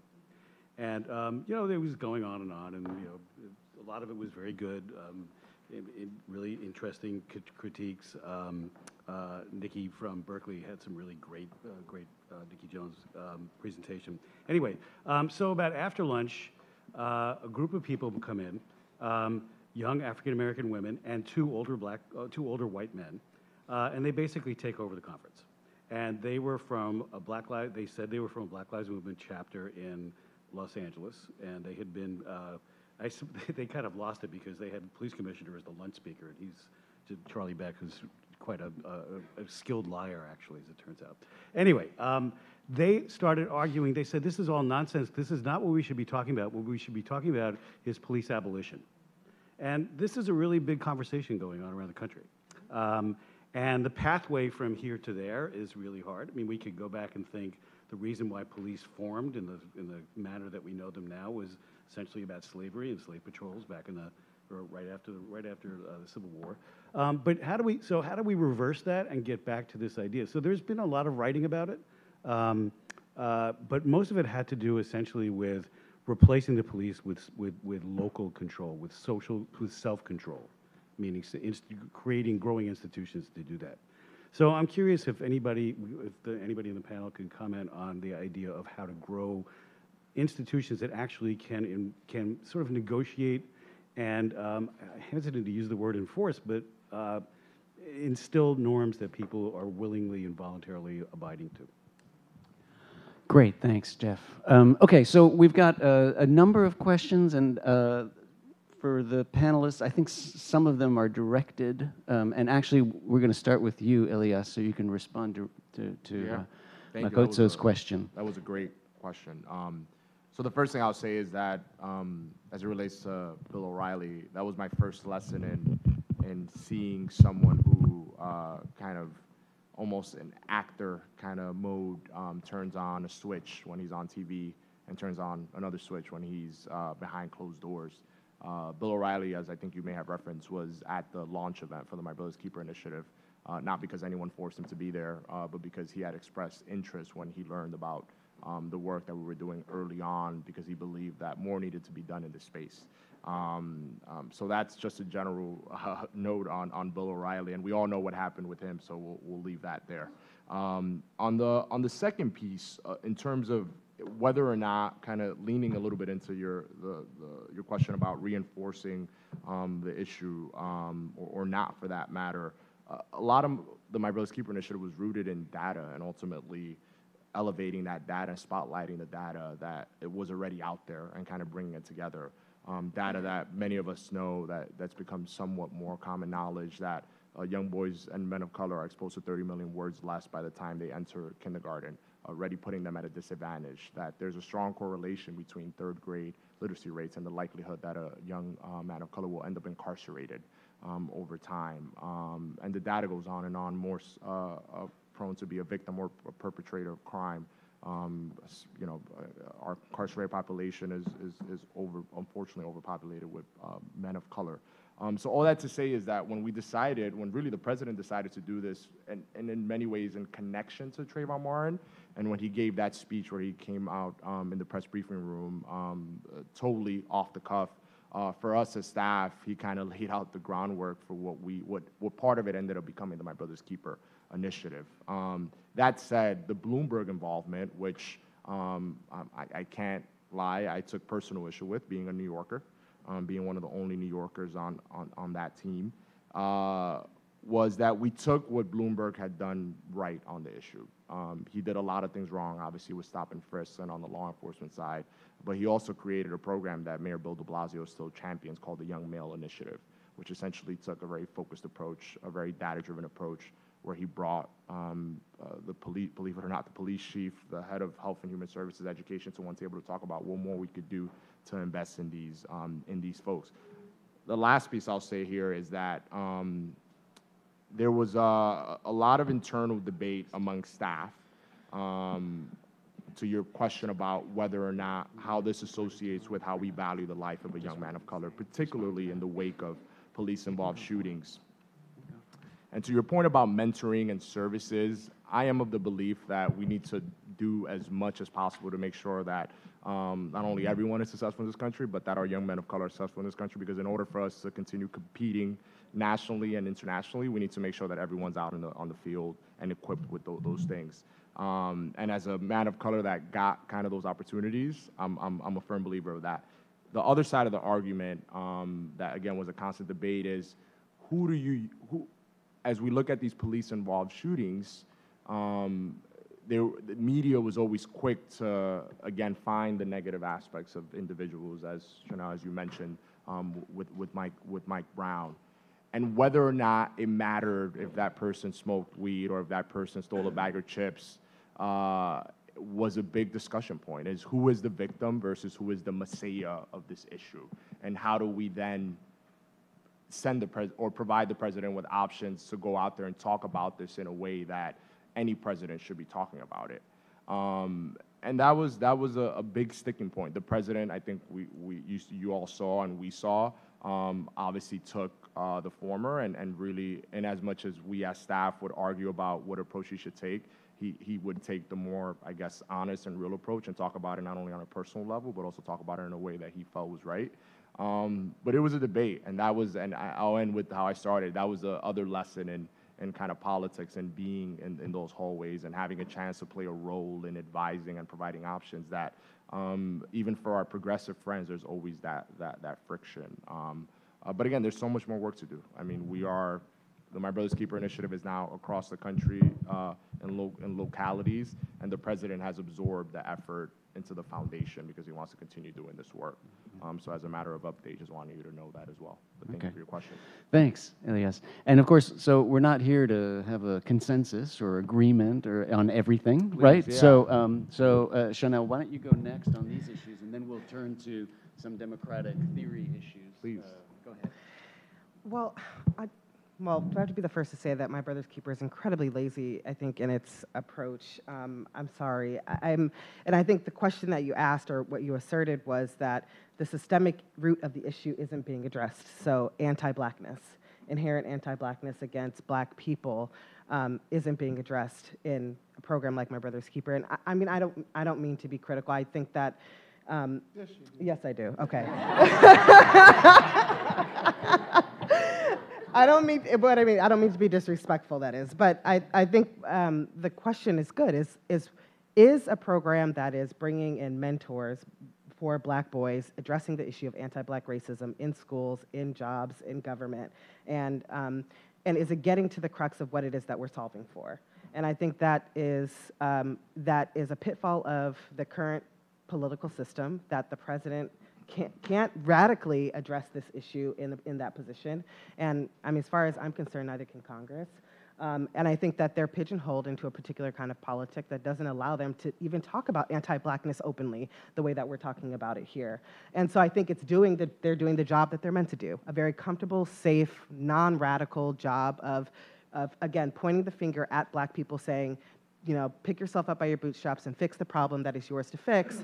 And we are pointing the finger back as Black Lives Matter and saying, actually, you fix a problem that you created in this country. And I think there's a lot of fatigue. And so to your question earlier about kind of hierarchy, we're pushing back on, I think, American fatigue in talking about this issue. That I often find people feeling, you know, this idea of post-racial, this imaginative, prophetic vision that a lot of white people push, particularly during election season, that we must come together, kumbaya, we are post-racial because we had a black president. They were whiplashed back into reality when Donald Trump was elected, and it shouldn't take that kind of, I think, egregious anti-blackness to show people that we're not living in a post-racial society. But in addition to pushing back against the fatigue of discussing race, I mean, your question around then the aspiration of new kind of systems. You were talking about, can we live in a non-hierarchical system, or what are we dreaming of? And you know, I think part of what we're dealing with is every single day we exist in a system that forces us to behave a particular kind of way, that socializes us to behave a particular kind of way, and then we go organize at night and we're creating a brand new world, right? And so it's like this it's dysphoric almost. One day, you know, during the day, you're at your job, perhaps you're working as a fast food worker, and at night you're going to organize with BYP 100, and those worlds are completely different. And so, you know, for most of us, maybe there's some continuity to our life. Maybe in the morning we get up and we exist in the same kind of world that we want to be in and that we are in at night, and for us, that's not true.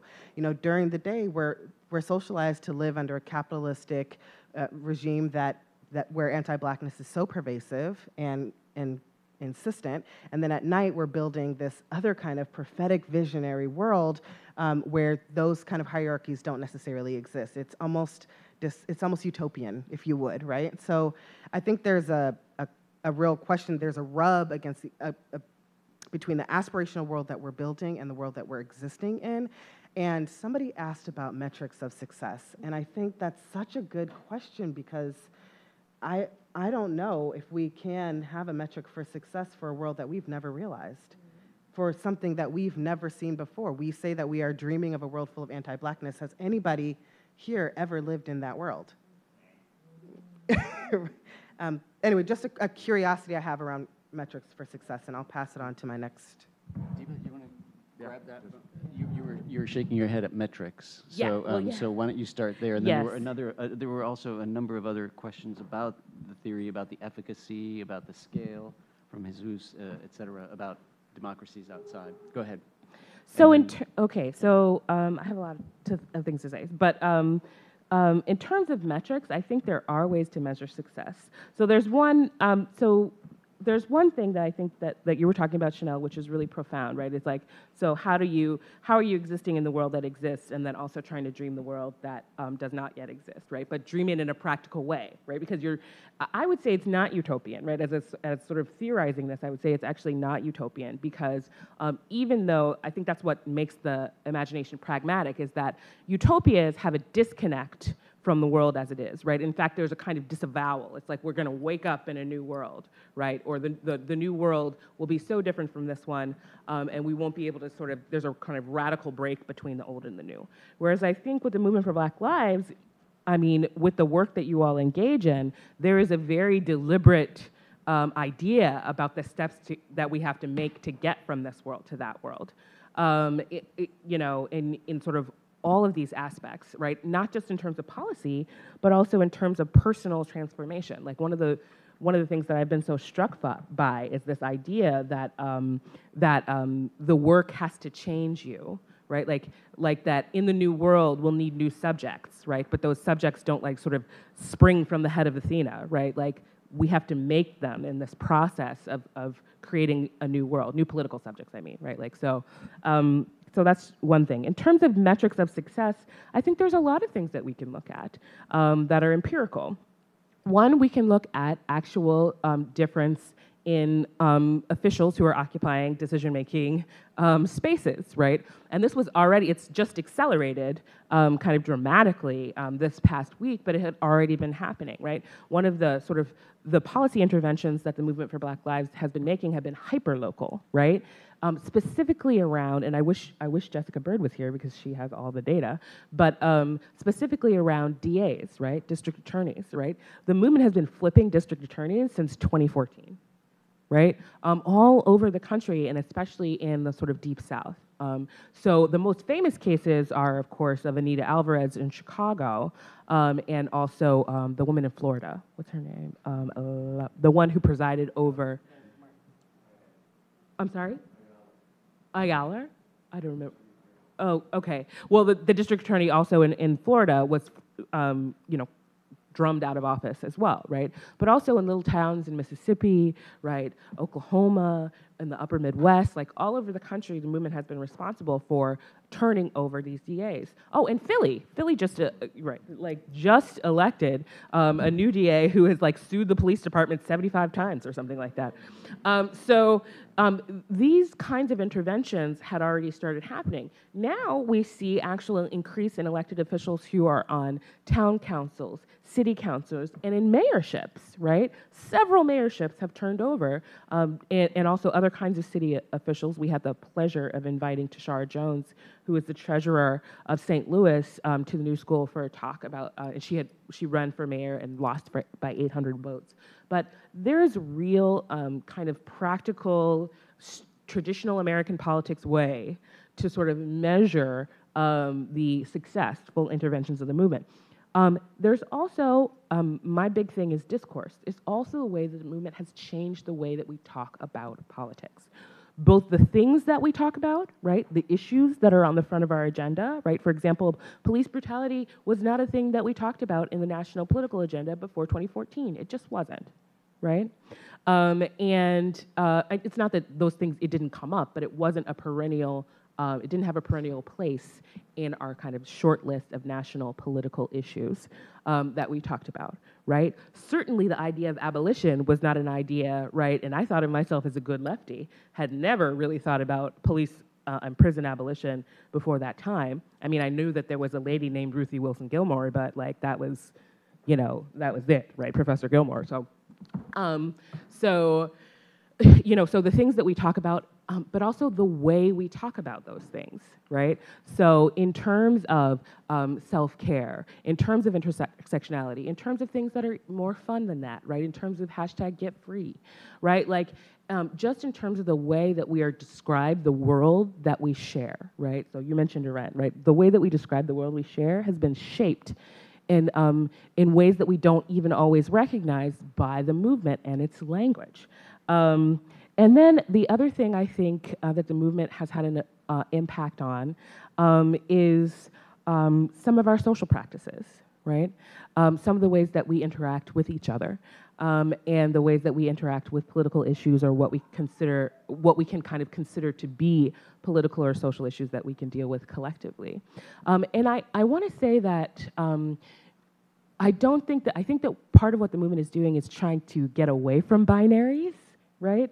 And we can see this in very concrete ways in terms of the way that the movement deals with gender, right? And a lot of the legacy of the movement, in terms of its tactics, right, actually comes from, and Professor Thomas can talk to this, from ACT UP, right? It comes from the radical queers, right, of the 80s and 90s, right? Like die-ins was something that ACT UP did, right?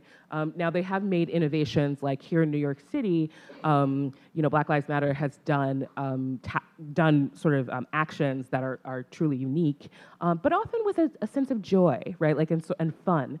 So that I get a little prickly when people describe Black Lives Matter as an Afro-pessimist movement. I mean, I think that it is in a sort of technical way, right? Meaning that the movement does not believe in the kind of idea of liberal progress, right? That we kind of like the arc of the moral universe, et cetera. Like, the movement is not about that, and in that way, it is Afro-pessimist. But so much of the tactics and perspective and persona online is about joy. It's about playfulness. And so, for example, one of the most interesting actions that I think is unique to the Movement for Black Lives that happened here is Black Brunch. You guys familiar with this tactic, this action, right? Is that, this was particularly popular in 2015, 2016, is that activists would go to brunch spots, like literally go to brunch spots with like big signs on, or with like a bullhorn to like talk about, just recite statistics, right? And like make liberal, wealthy white people uncomfortable. Like, that was the point. That was the entire point, right? And people were really put out because they were like, I voted for Barack Obama. But we've all seen Get Out. Okay, anyway, so. Okay, good, good. Kendall, do you want to say a word before we open it up again? I think not. Do you think not? Okay, okay. All right, good. So I've got a long list, but I have, I'm going to push up, before we get to Professor Hirsch, I'm going to push up one guest from Arizona who was formerly incarcerated, and so you get the message. If you write me a nice note, you get to kind of trump the line, so here. Formerly incarcerated, but my mother taught me to write notes. Hi, everybody. I'm Sue Ellen Allen, and I am from Phoenix, and I'm Elias's guest here at Columbia these days. I'm thrilled to be here. It's my first time at Columbia, and I just want to say how civilized you all are.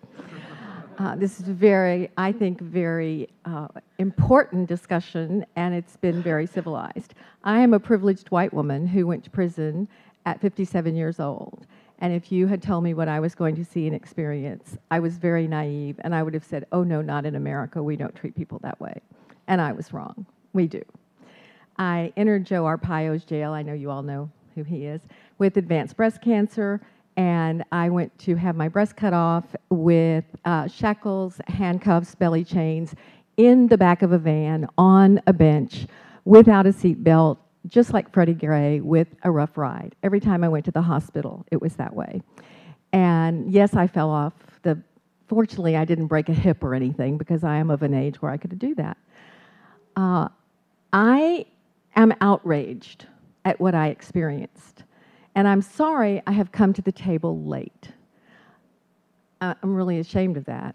But I'm outraged, and I'm an activist, and I want to do stuff. I think we've been talking about this since the 50s, for God's sake. I went to the University of Texas, I hope you don't mind that, back in the 60s, and talk. What are we going to do?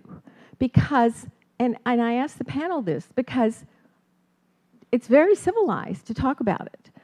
But I'm going back to Arizona tomorrow, and I want to take something back with me from Colombia, because that is really important in Arizona.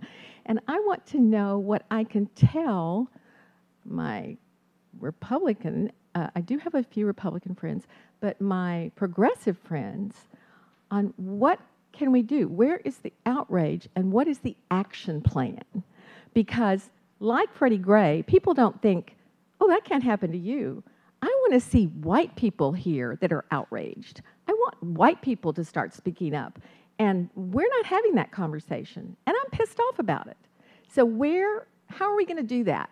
Can you give me some action plan and some stuff to do? All right, great. All right. And we got okay. Marianne Hirsch.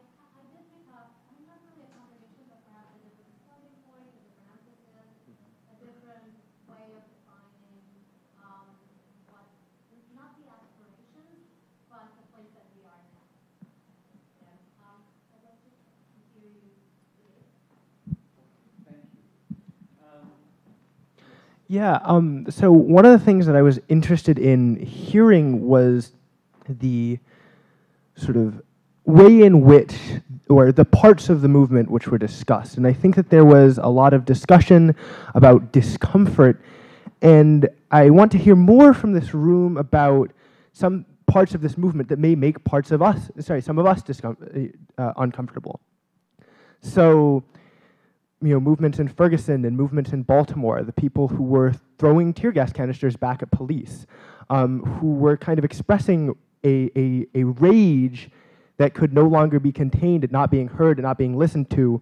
And I'm surprised that in light of this as kind of what made the world look, what grabbed the attention of the world to this movement, that people like Fanon and the Panthers have not come up in the discussion. The idea of kind of reimagining, Marx's lumpenproletariat as actually a revolutionary force who were constantly trying to, and have a profound understanding of kind of not victimization so much, but as kind of subjugation and oppression, and the lack of ability to be heard on those issues. And then the Panthers in recruiting exactly those people who had that understanding, even if they perhaps wouldn't express it in the terms that we would.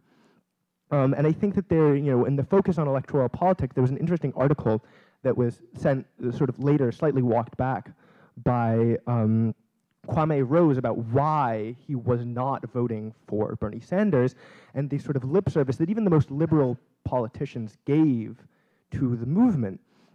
And I think that it's ironic that a room that is talking about the decentralization of leaders is so focused on the election of those same leaders as the metric of the success of that movement, something that, and sort of through the Democratic Party, something that Fannie Lou Hamer would have criticized when talking about the Mississippi Freedom Party and trying to get all of those delegates situated at the discussion table in the Democratic Party. And so the question that I want to ask is, how do we avoid sanitizing this movement as we talk about it, and in so doing leave behind those who sort of rage started it?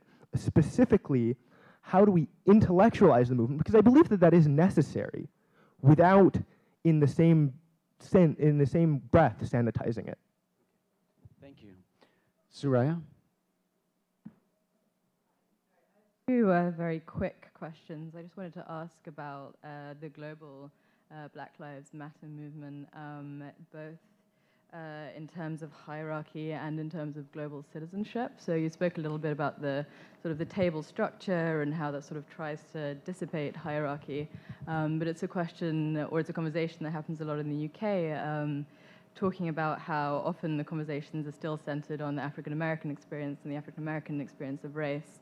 So I guess I'm just interested in how sort of Black Lives Matter tries to combat that in its non-hierarchical structure. And the second question is just, you were talking, sorry, Deva, about citizenship and the effects of these movements on citizenship. And so I was wondering whether you think that a global Black Lives Matter movement would also affect global citizenship, or whether that only really happens at a more local or state level. Thank you, Surya. So I've got 4 quick questions, and then what we're going to do is a roundup of kind of responses to this. Okay, Daniele. So thank you so much for your wonderful presentations. The era of Occupy movements and of movements for Black lives, not only in the U.S. but in the world more general, is no doubt, as you said, an era of repoliticization of the public sphere. But as you highlighted in a moment, it is also the era of the rise of populisms, both in the US and in Europe. And as Eric Fassin, among others, for instance, has showed, the success of populism doesn't build on the sudden participation of masses of people to elections, but quite the contrary, precisely on increasing abstention and despair, to use your words. So I think that the first aspect of my question has to do with the relation that we can draw, and of course a conflictual and oppositional relation between these two phenomena. So the increasing need for a repoliticization of the public sphere through the engagement in social movements and the rise of populisms. But more crucially, I wanted to hear your thoughts about the problem of the construction and reconstruction of the notion of the people itself. Who are the people, right?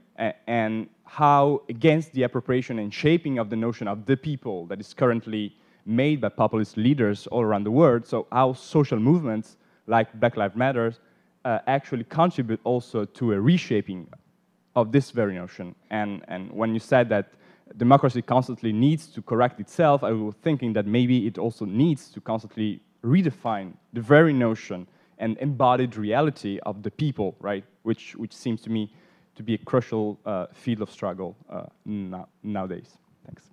Thank you, Daniele. Charles?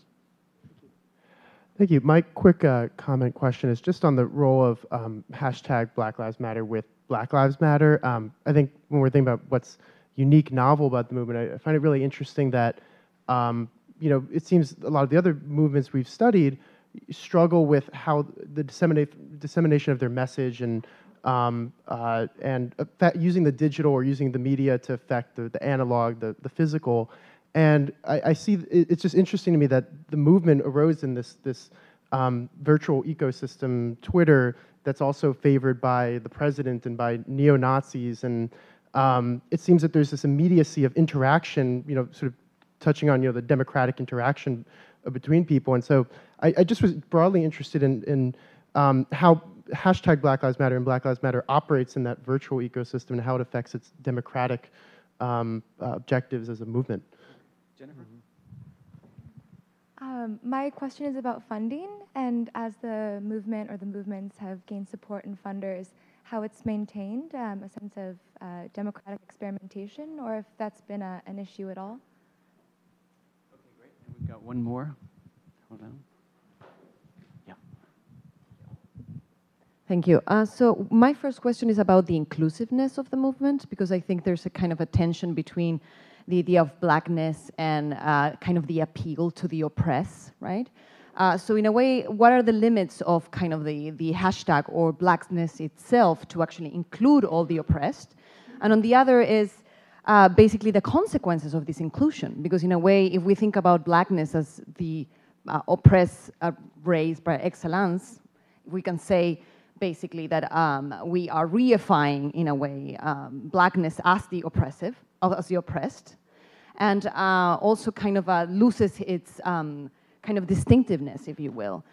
And on the other hand, if you go forward into this kind of more inclusiveness of the Black Lives Matter, in a way of including maybe Muslim lives or Latino lives, right? The idea of including other people that are oppressed. then how can we not talk about white privilege as the opposite? I know you want to escape the binary, but in a way, if you talk about anti-blackness, how can you not talk about white privilege, which is actually what makes the other, the non-white, the oppressed people, the subaltern, right? And then is my question to Deva to kind of double down, and we have talked about this idea of kind of what makes these social movements democratic in themselves, and how is Black Lives Matter different from the KKK or Charlottesville and all these other movements in a way as correctives to democracy. It seems that in a way there is a lack of kind of a normative grounding for what we consider as democratic or non-democratic, right? You know, you've been so good that I can sneak in one more question. One more from one of our students. Okay. Thank you very much. It was indeed very intriguing presentations. I would like to juxtapose two of the ideas that were brought up during the presentation. You cannot hear me? Or yes. And it's about citizenship and human rights. And hopefully it's not purely of theoretical interest. So on the one hand, Professor Woodley, you are talking about Black Lives Matter as a social movement that is in some way like recreating citizenry. And then on the other hand, Professor Thomas is talking about how an appeal to citizenship here is not fruitful because of the intertwined relationship between the state and the citizen, and how the violent American state enables call for citizenship, and instead Black Lives Matter uses the tool of appeal to human rights. So, and I'm interested in the limitations and the risks of each approach, like the appeal to citizenship versus the appeal to human rights. For example, are human rights sufficiently political? And is citizenship promising something that in a counter-revolutionary state cannot be realized? Thank you. Okay, so I think this is our opportunity to give some closing thoughts, and so maybe we'll start on the other end and come this way. Is that all right? Do you want to start? Elias, just pass the mic down for a sec, and then. So in some ways, I just want to, if I could pile on to some of the questions, just because there were some points that I wanted to add. So, and this one probably to Shanelle, on the global question of what the Black Lives Matter global movement means. I had a chance to meet the new mayor of Bristol in the UK, a city of about 400,000 people. I guess in many ways, he may be the first mayor of a major city in Europe of African descent.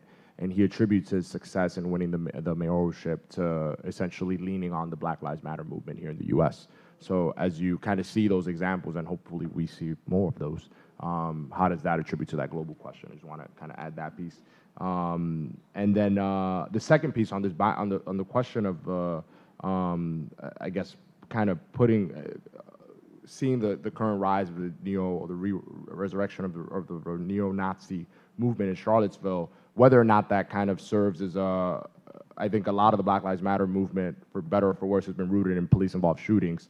But as it escapes into a broader kind of narrative and reality that Charlottesville presented, does that present a kind of an advantage as well? So I would add that piece. In terms of closing remarks, I know we'll have a chance to talk more after this, so I'll reserve my thoughts on the laziness of the effort that you mentioned. You know, I'll just say this. I'll double down on the metrics of success and trying to figure out, and maybe success is the wrong term, but for lack of a better term, but maybe metrics of progress and how we're doing this. We have to keep going back to that, whether it's electorally, whether it's assessing data today and in 5 years from now. It's going to be incredibly important for us to assess the success of this in any of the movements, whether or not we assess it within the idea of a world we never imagined we would live in, or a world that we hope to live in, which is more of a utopia. And to quickly to Jeffrey, to your point earlier about the abolition of police, and I would say that we need to start giving community members, some of which I grew up around, that helped me kind of steer away from violence and other opportunity and other items that then presented opportunities. There are community organizations in Harlem, in Oakland, in Chicago that are doing this work day in, day out, and police departments and law enforcement officials, in my opinion, take too much credit for the reduction of crime over the past 2 decades. I would almost add a significant amount of credit to these community organizations and members that are in the community day in, day out, helping divert violence. But with that, I'll turn it over to my colleagues. Thank you, Elias. Deva? Can I go? You want to go last? Yeah. Yeah, okay, all right. Shanelle, you want to go second? Sure. Okay. That's fine. I really don't need to say another word. Not sure where to start exactly. I think I'll start with this conversation, this question around digital and fundraising.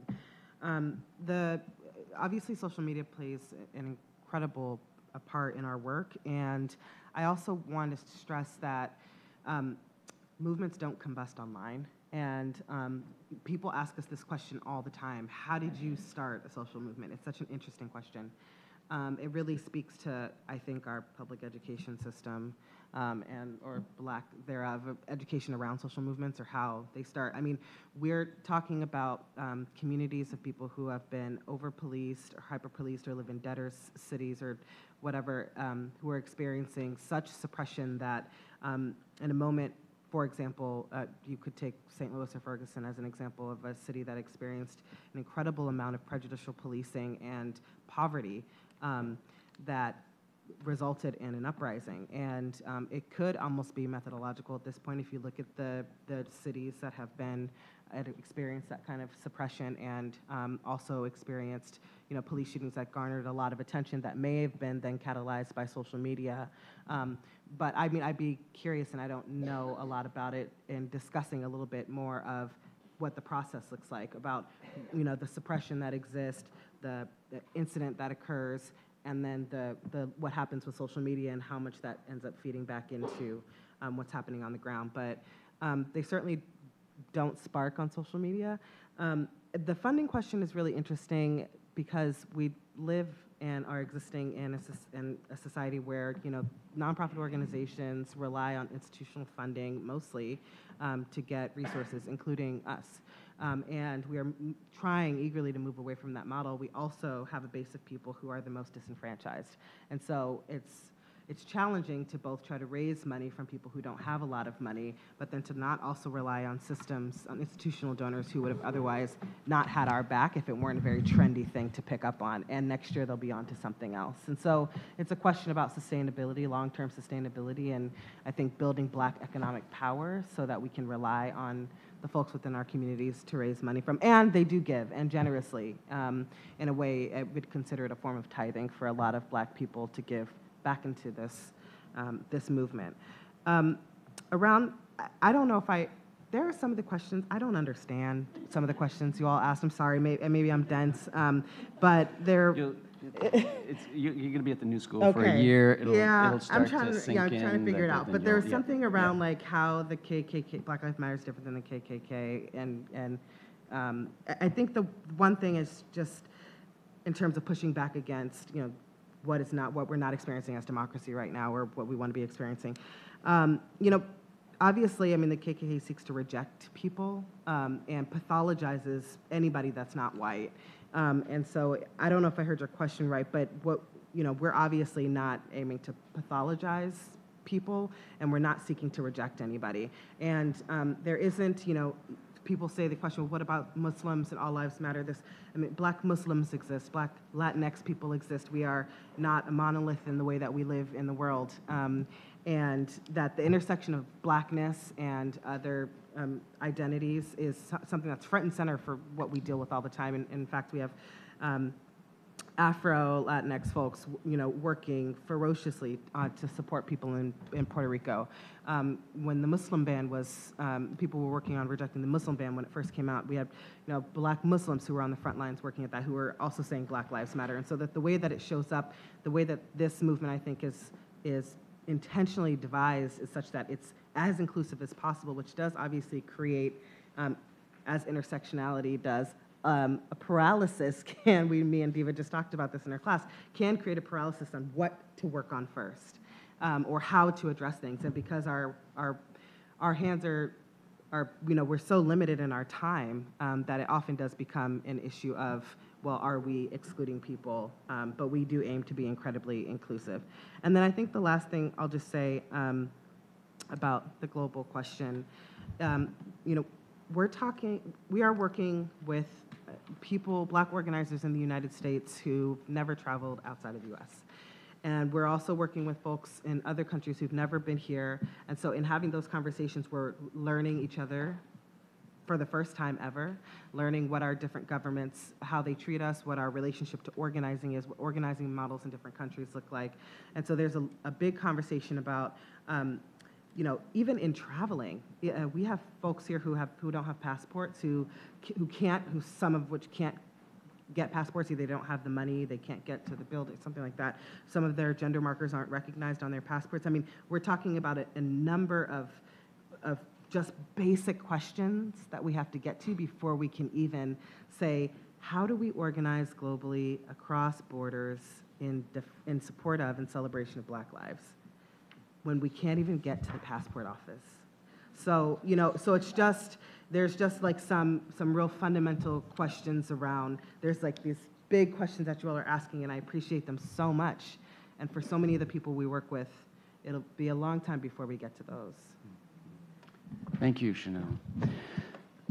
Kendall, what do you think? We've almost run out of time, so I'll just respond to Professor Hirsch on this question of Afro-pessimism and say that I do believe, or maybe it's just me, but I do believe that if we understand or situate the movement for Black lives in an historical context, like the theorists associated with Afro-pessimism, one of its great contributions, it seems to me, is to link the current condition of people of African descent in the United States and indeed globally to the long history of slavery, a history with which we are still reckoning in this country. I mean, the fact that the Chief of Staff to the President of the United States could praise a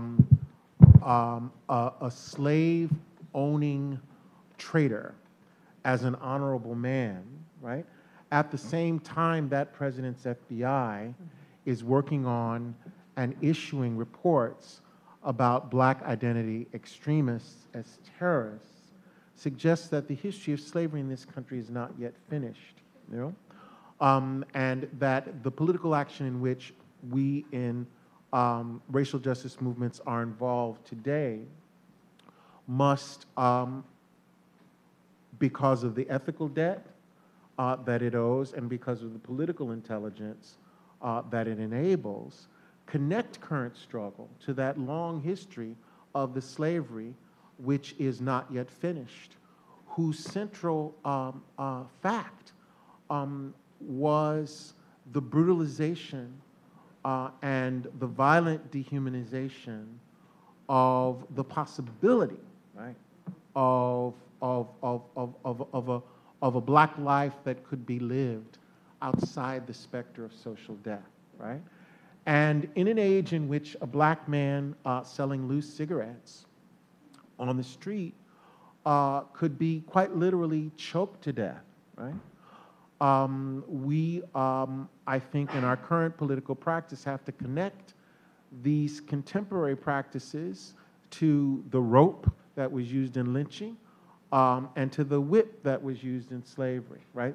The chokehold follows an apostolic succession from those practices. So I think there is abundant reason to be pessimistic. At the same time, the Gramscian in me wants to say that there are lots of reasons, gospel music, hip hop, George Clinton, Romare Bearden, right? Lorna Simpson, Glenn Ligon, to be joyful, right, about this culture which we have given not just America, but the world, which is that most American of cultures, right? Forged in the crucible of suffering, but all about joy, right?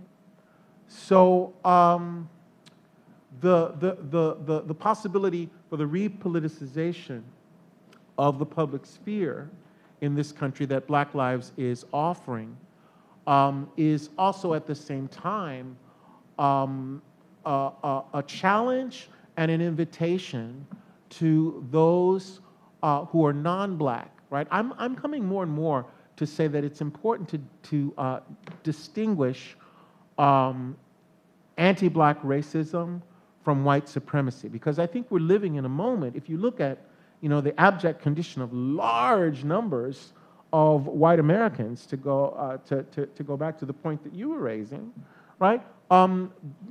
Contemporary America is a society in which anti-Black racism coexists with the disenfranchisement from, you know, what we used to call white supremacy of large sectors of the non-Black population. This is a unique historical moment in that respect.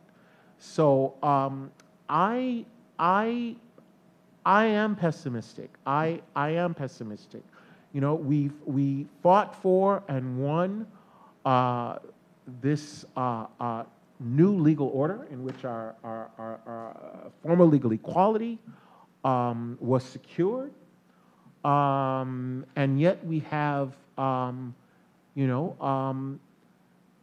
prisons that are filled, right, in total compliance with and obedience to law, prisons which are filled with Black and brown citizens, right?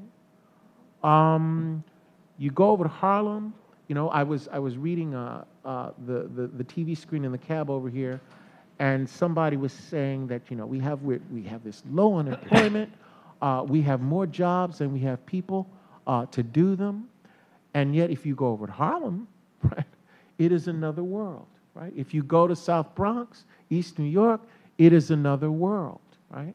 And so I think there is something to the claim by the Afro-pessimist Frank Wilderson that in a very real sense, the notion of Black citizenship in the United States is an oxymoron. It remains an oxymoron. And I say that fully conscious of the privileged position that I inhabit, you know, as a chaired professor at Columbia University, right? The differential distribution, right, of access to the possibility of a Black social life is something that makes me pessimistic. But, you know, I do think that the movement for Black lives at the same time has given us joy, and it gives me hope, right? But the challenge, I think, is to hold on to both ends of the chain at once. That pessimism, which provokes the passion to rage against injustice, right? And at the same time, that joy, which gives us a vision of a future that allows us to imagine, right, another world is possible, right? That's it for me. Thank you. Wow. Deva, so going last, though, you got less time, I think, but why don't you wrap it up?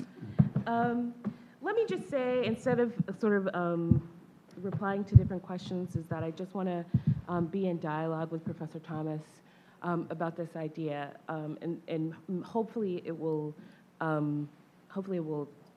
address some of the things that people said, which is that part of what I think that the Movement for Black Lives is doing, and part of what makes me so excited about it, is that utilizing this margin to center technique, right, that Professor Thomas talked about, but also, you know, Bell Hooks wrote a whole book about, and, you know, as an idea that's been kind of floating around but has not been incorporated into movement until now, is really very profound. It's not just tactical.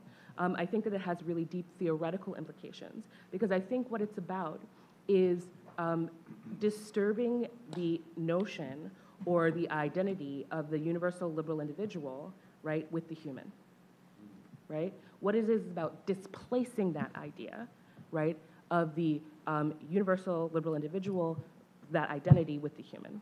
And I say that because when the Movement for Black Lives talks about things like being unapologetically Black and having that mean advocate for trans Black lives, having that advocate for poor Black lives, having that be advocacy for and making space for and place to speak for and assuming as deserving Black sex workers, right? Like people whom society has sort of branded as deviant or outside of the category of deserving folks who are rights bearers. And counter also to, I think, the sort of fundamental idea of the politics of respectability, right, as Professor Thomas has said, right? So, you know, so it's not about like what we're gonna do is take you deviants, right, under the wings of people who know how to act and teach y'all how to act right, right? That's completely not what the movement is about, right? It's about saying that, no, no, no, these people who are the most impacted, the most reviled,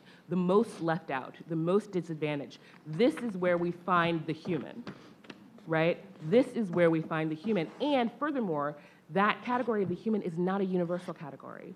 It is about the specific lived experience of the most impacted in context, right? It is about the specific lived experience of the most impacted in context, okay? In this way, this category, this idea of the human, this kind of new humanism, I don't even know, I don't have a word for it, but this kind of new humanism is not about the abstract individual universal human. It is about the particular individual people and how they live in the world, but also their context, right? So it's the situated individual, right? Brings you a little bit of Althusser, right? For those of you who are like, it's about the situated individual, right? It's about who they are and how they feel, but also how they're called, what they respond to, the power they have to think about and enact that and change those signifiers around, okay? So I say all this in sort of the deep theory of it, right? Or I think of the deep theory of it, because that's what gives me pause about identifying the movement only with pessimism, right?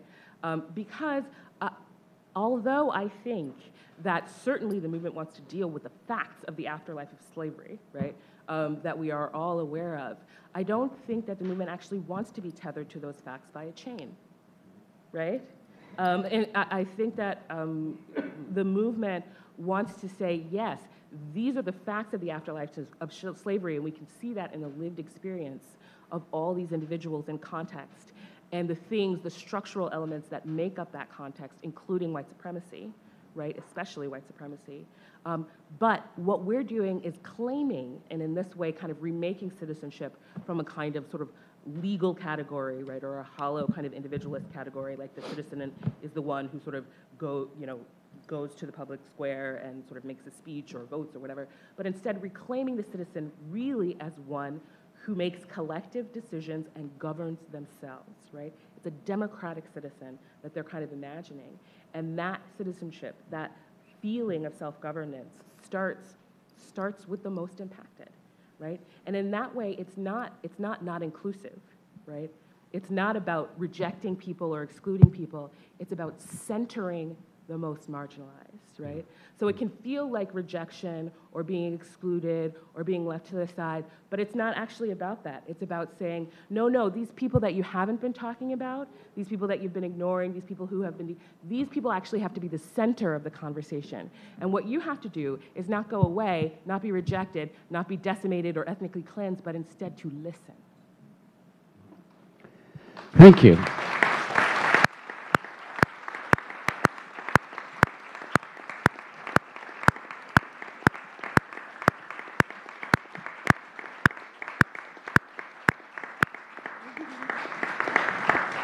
All right, well, this has been a remarkable panel, a remarkable discussion. Thank you all for participating. For those of you who've been following us on our journey over the years, there are, of course, resonances and intellectual or theoretical resources we can draw on from 2 years ago, maybe also, and Les hommes et les femmes infâmes, les infâmes, l'histoire des hommes et des femmes infâmes, right? It plays this real key role here in terms of centering the margins and rejecting a politics of responsibility. To our guest from Arizona, I've got some ideas for you, including Critical Resistance, Prison Activist Resource Center, and great folks at the University of Arizona, where I used to teach. So I'll get you in touch with them. And stay tuned then for our next seminar. Karuna Mantena is going to be leading our discussion.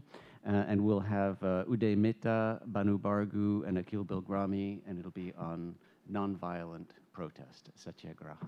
All right, thank you. Thank you so much for coming, and thanks our panelists.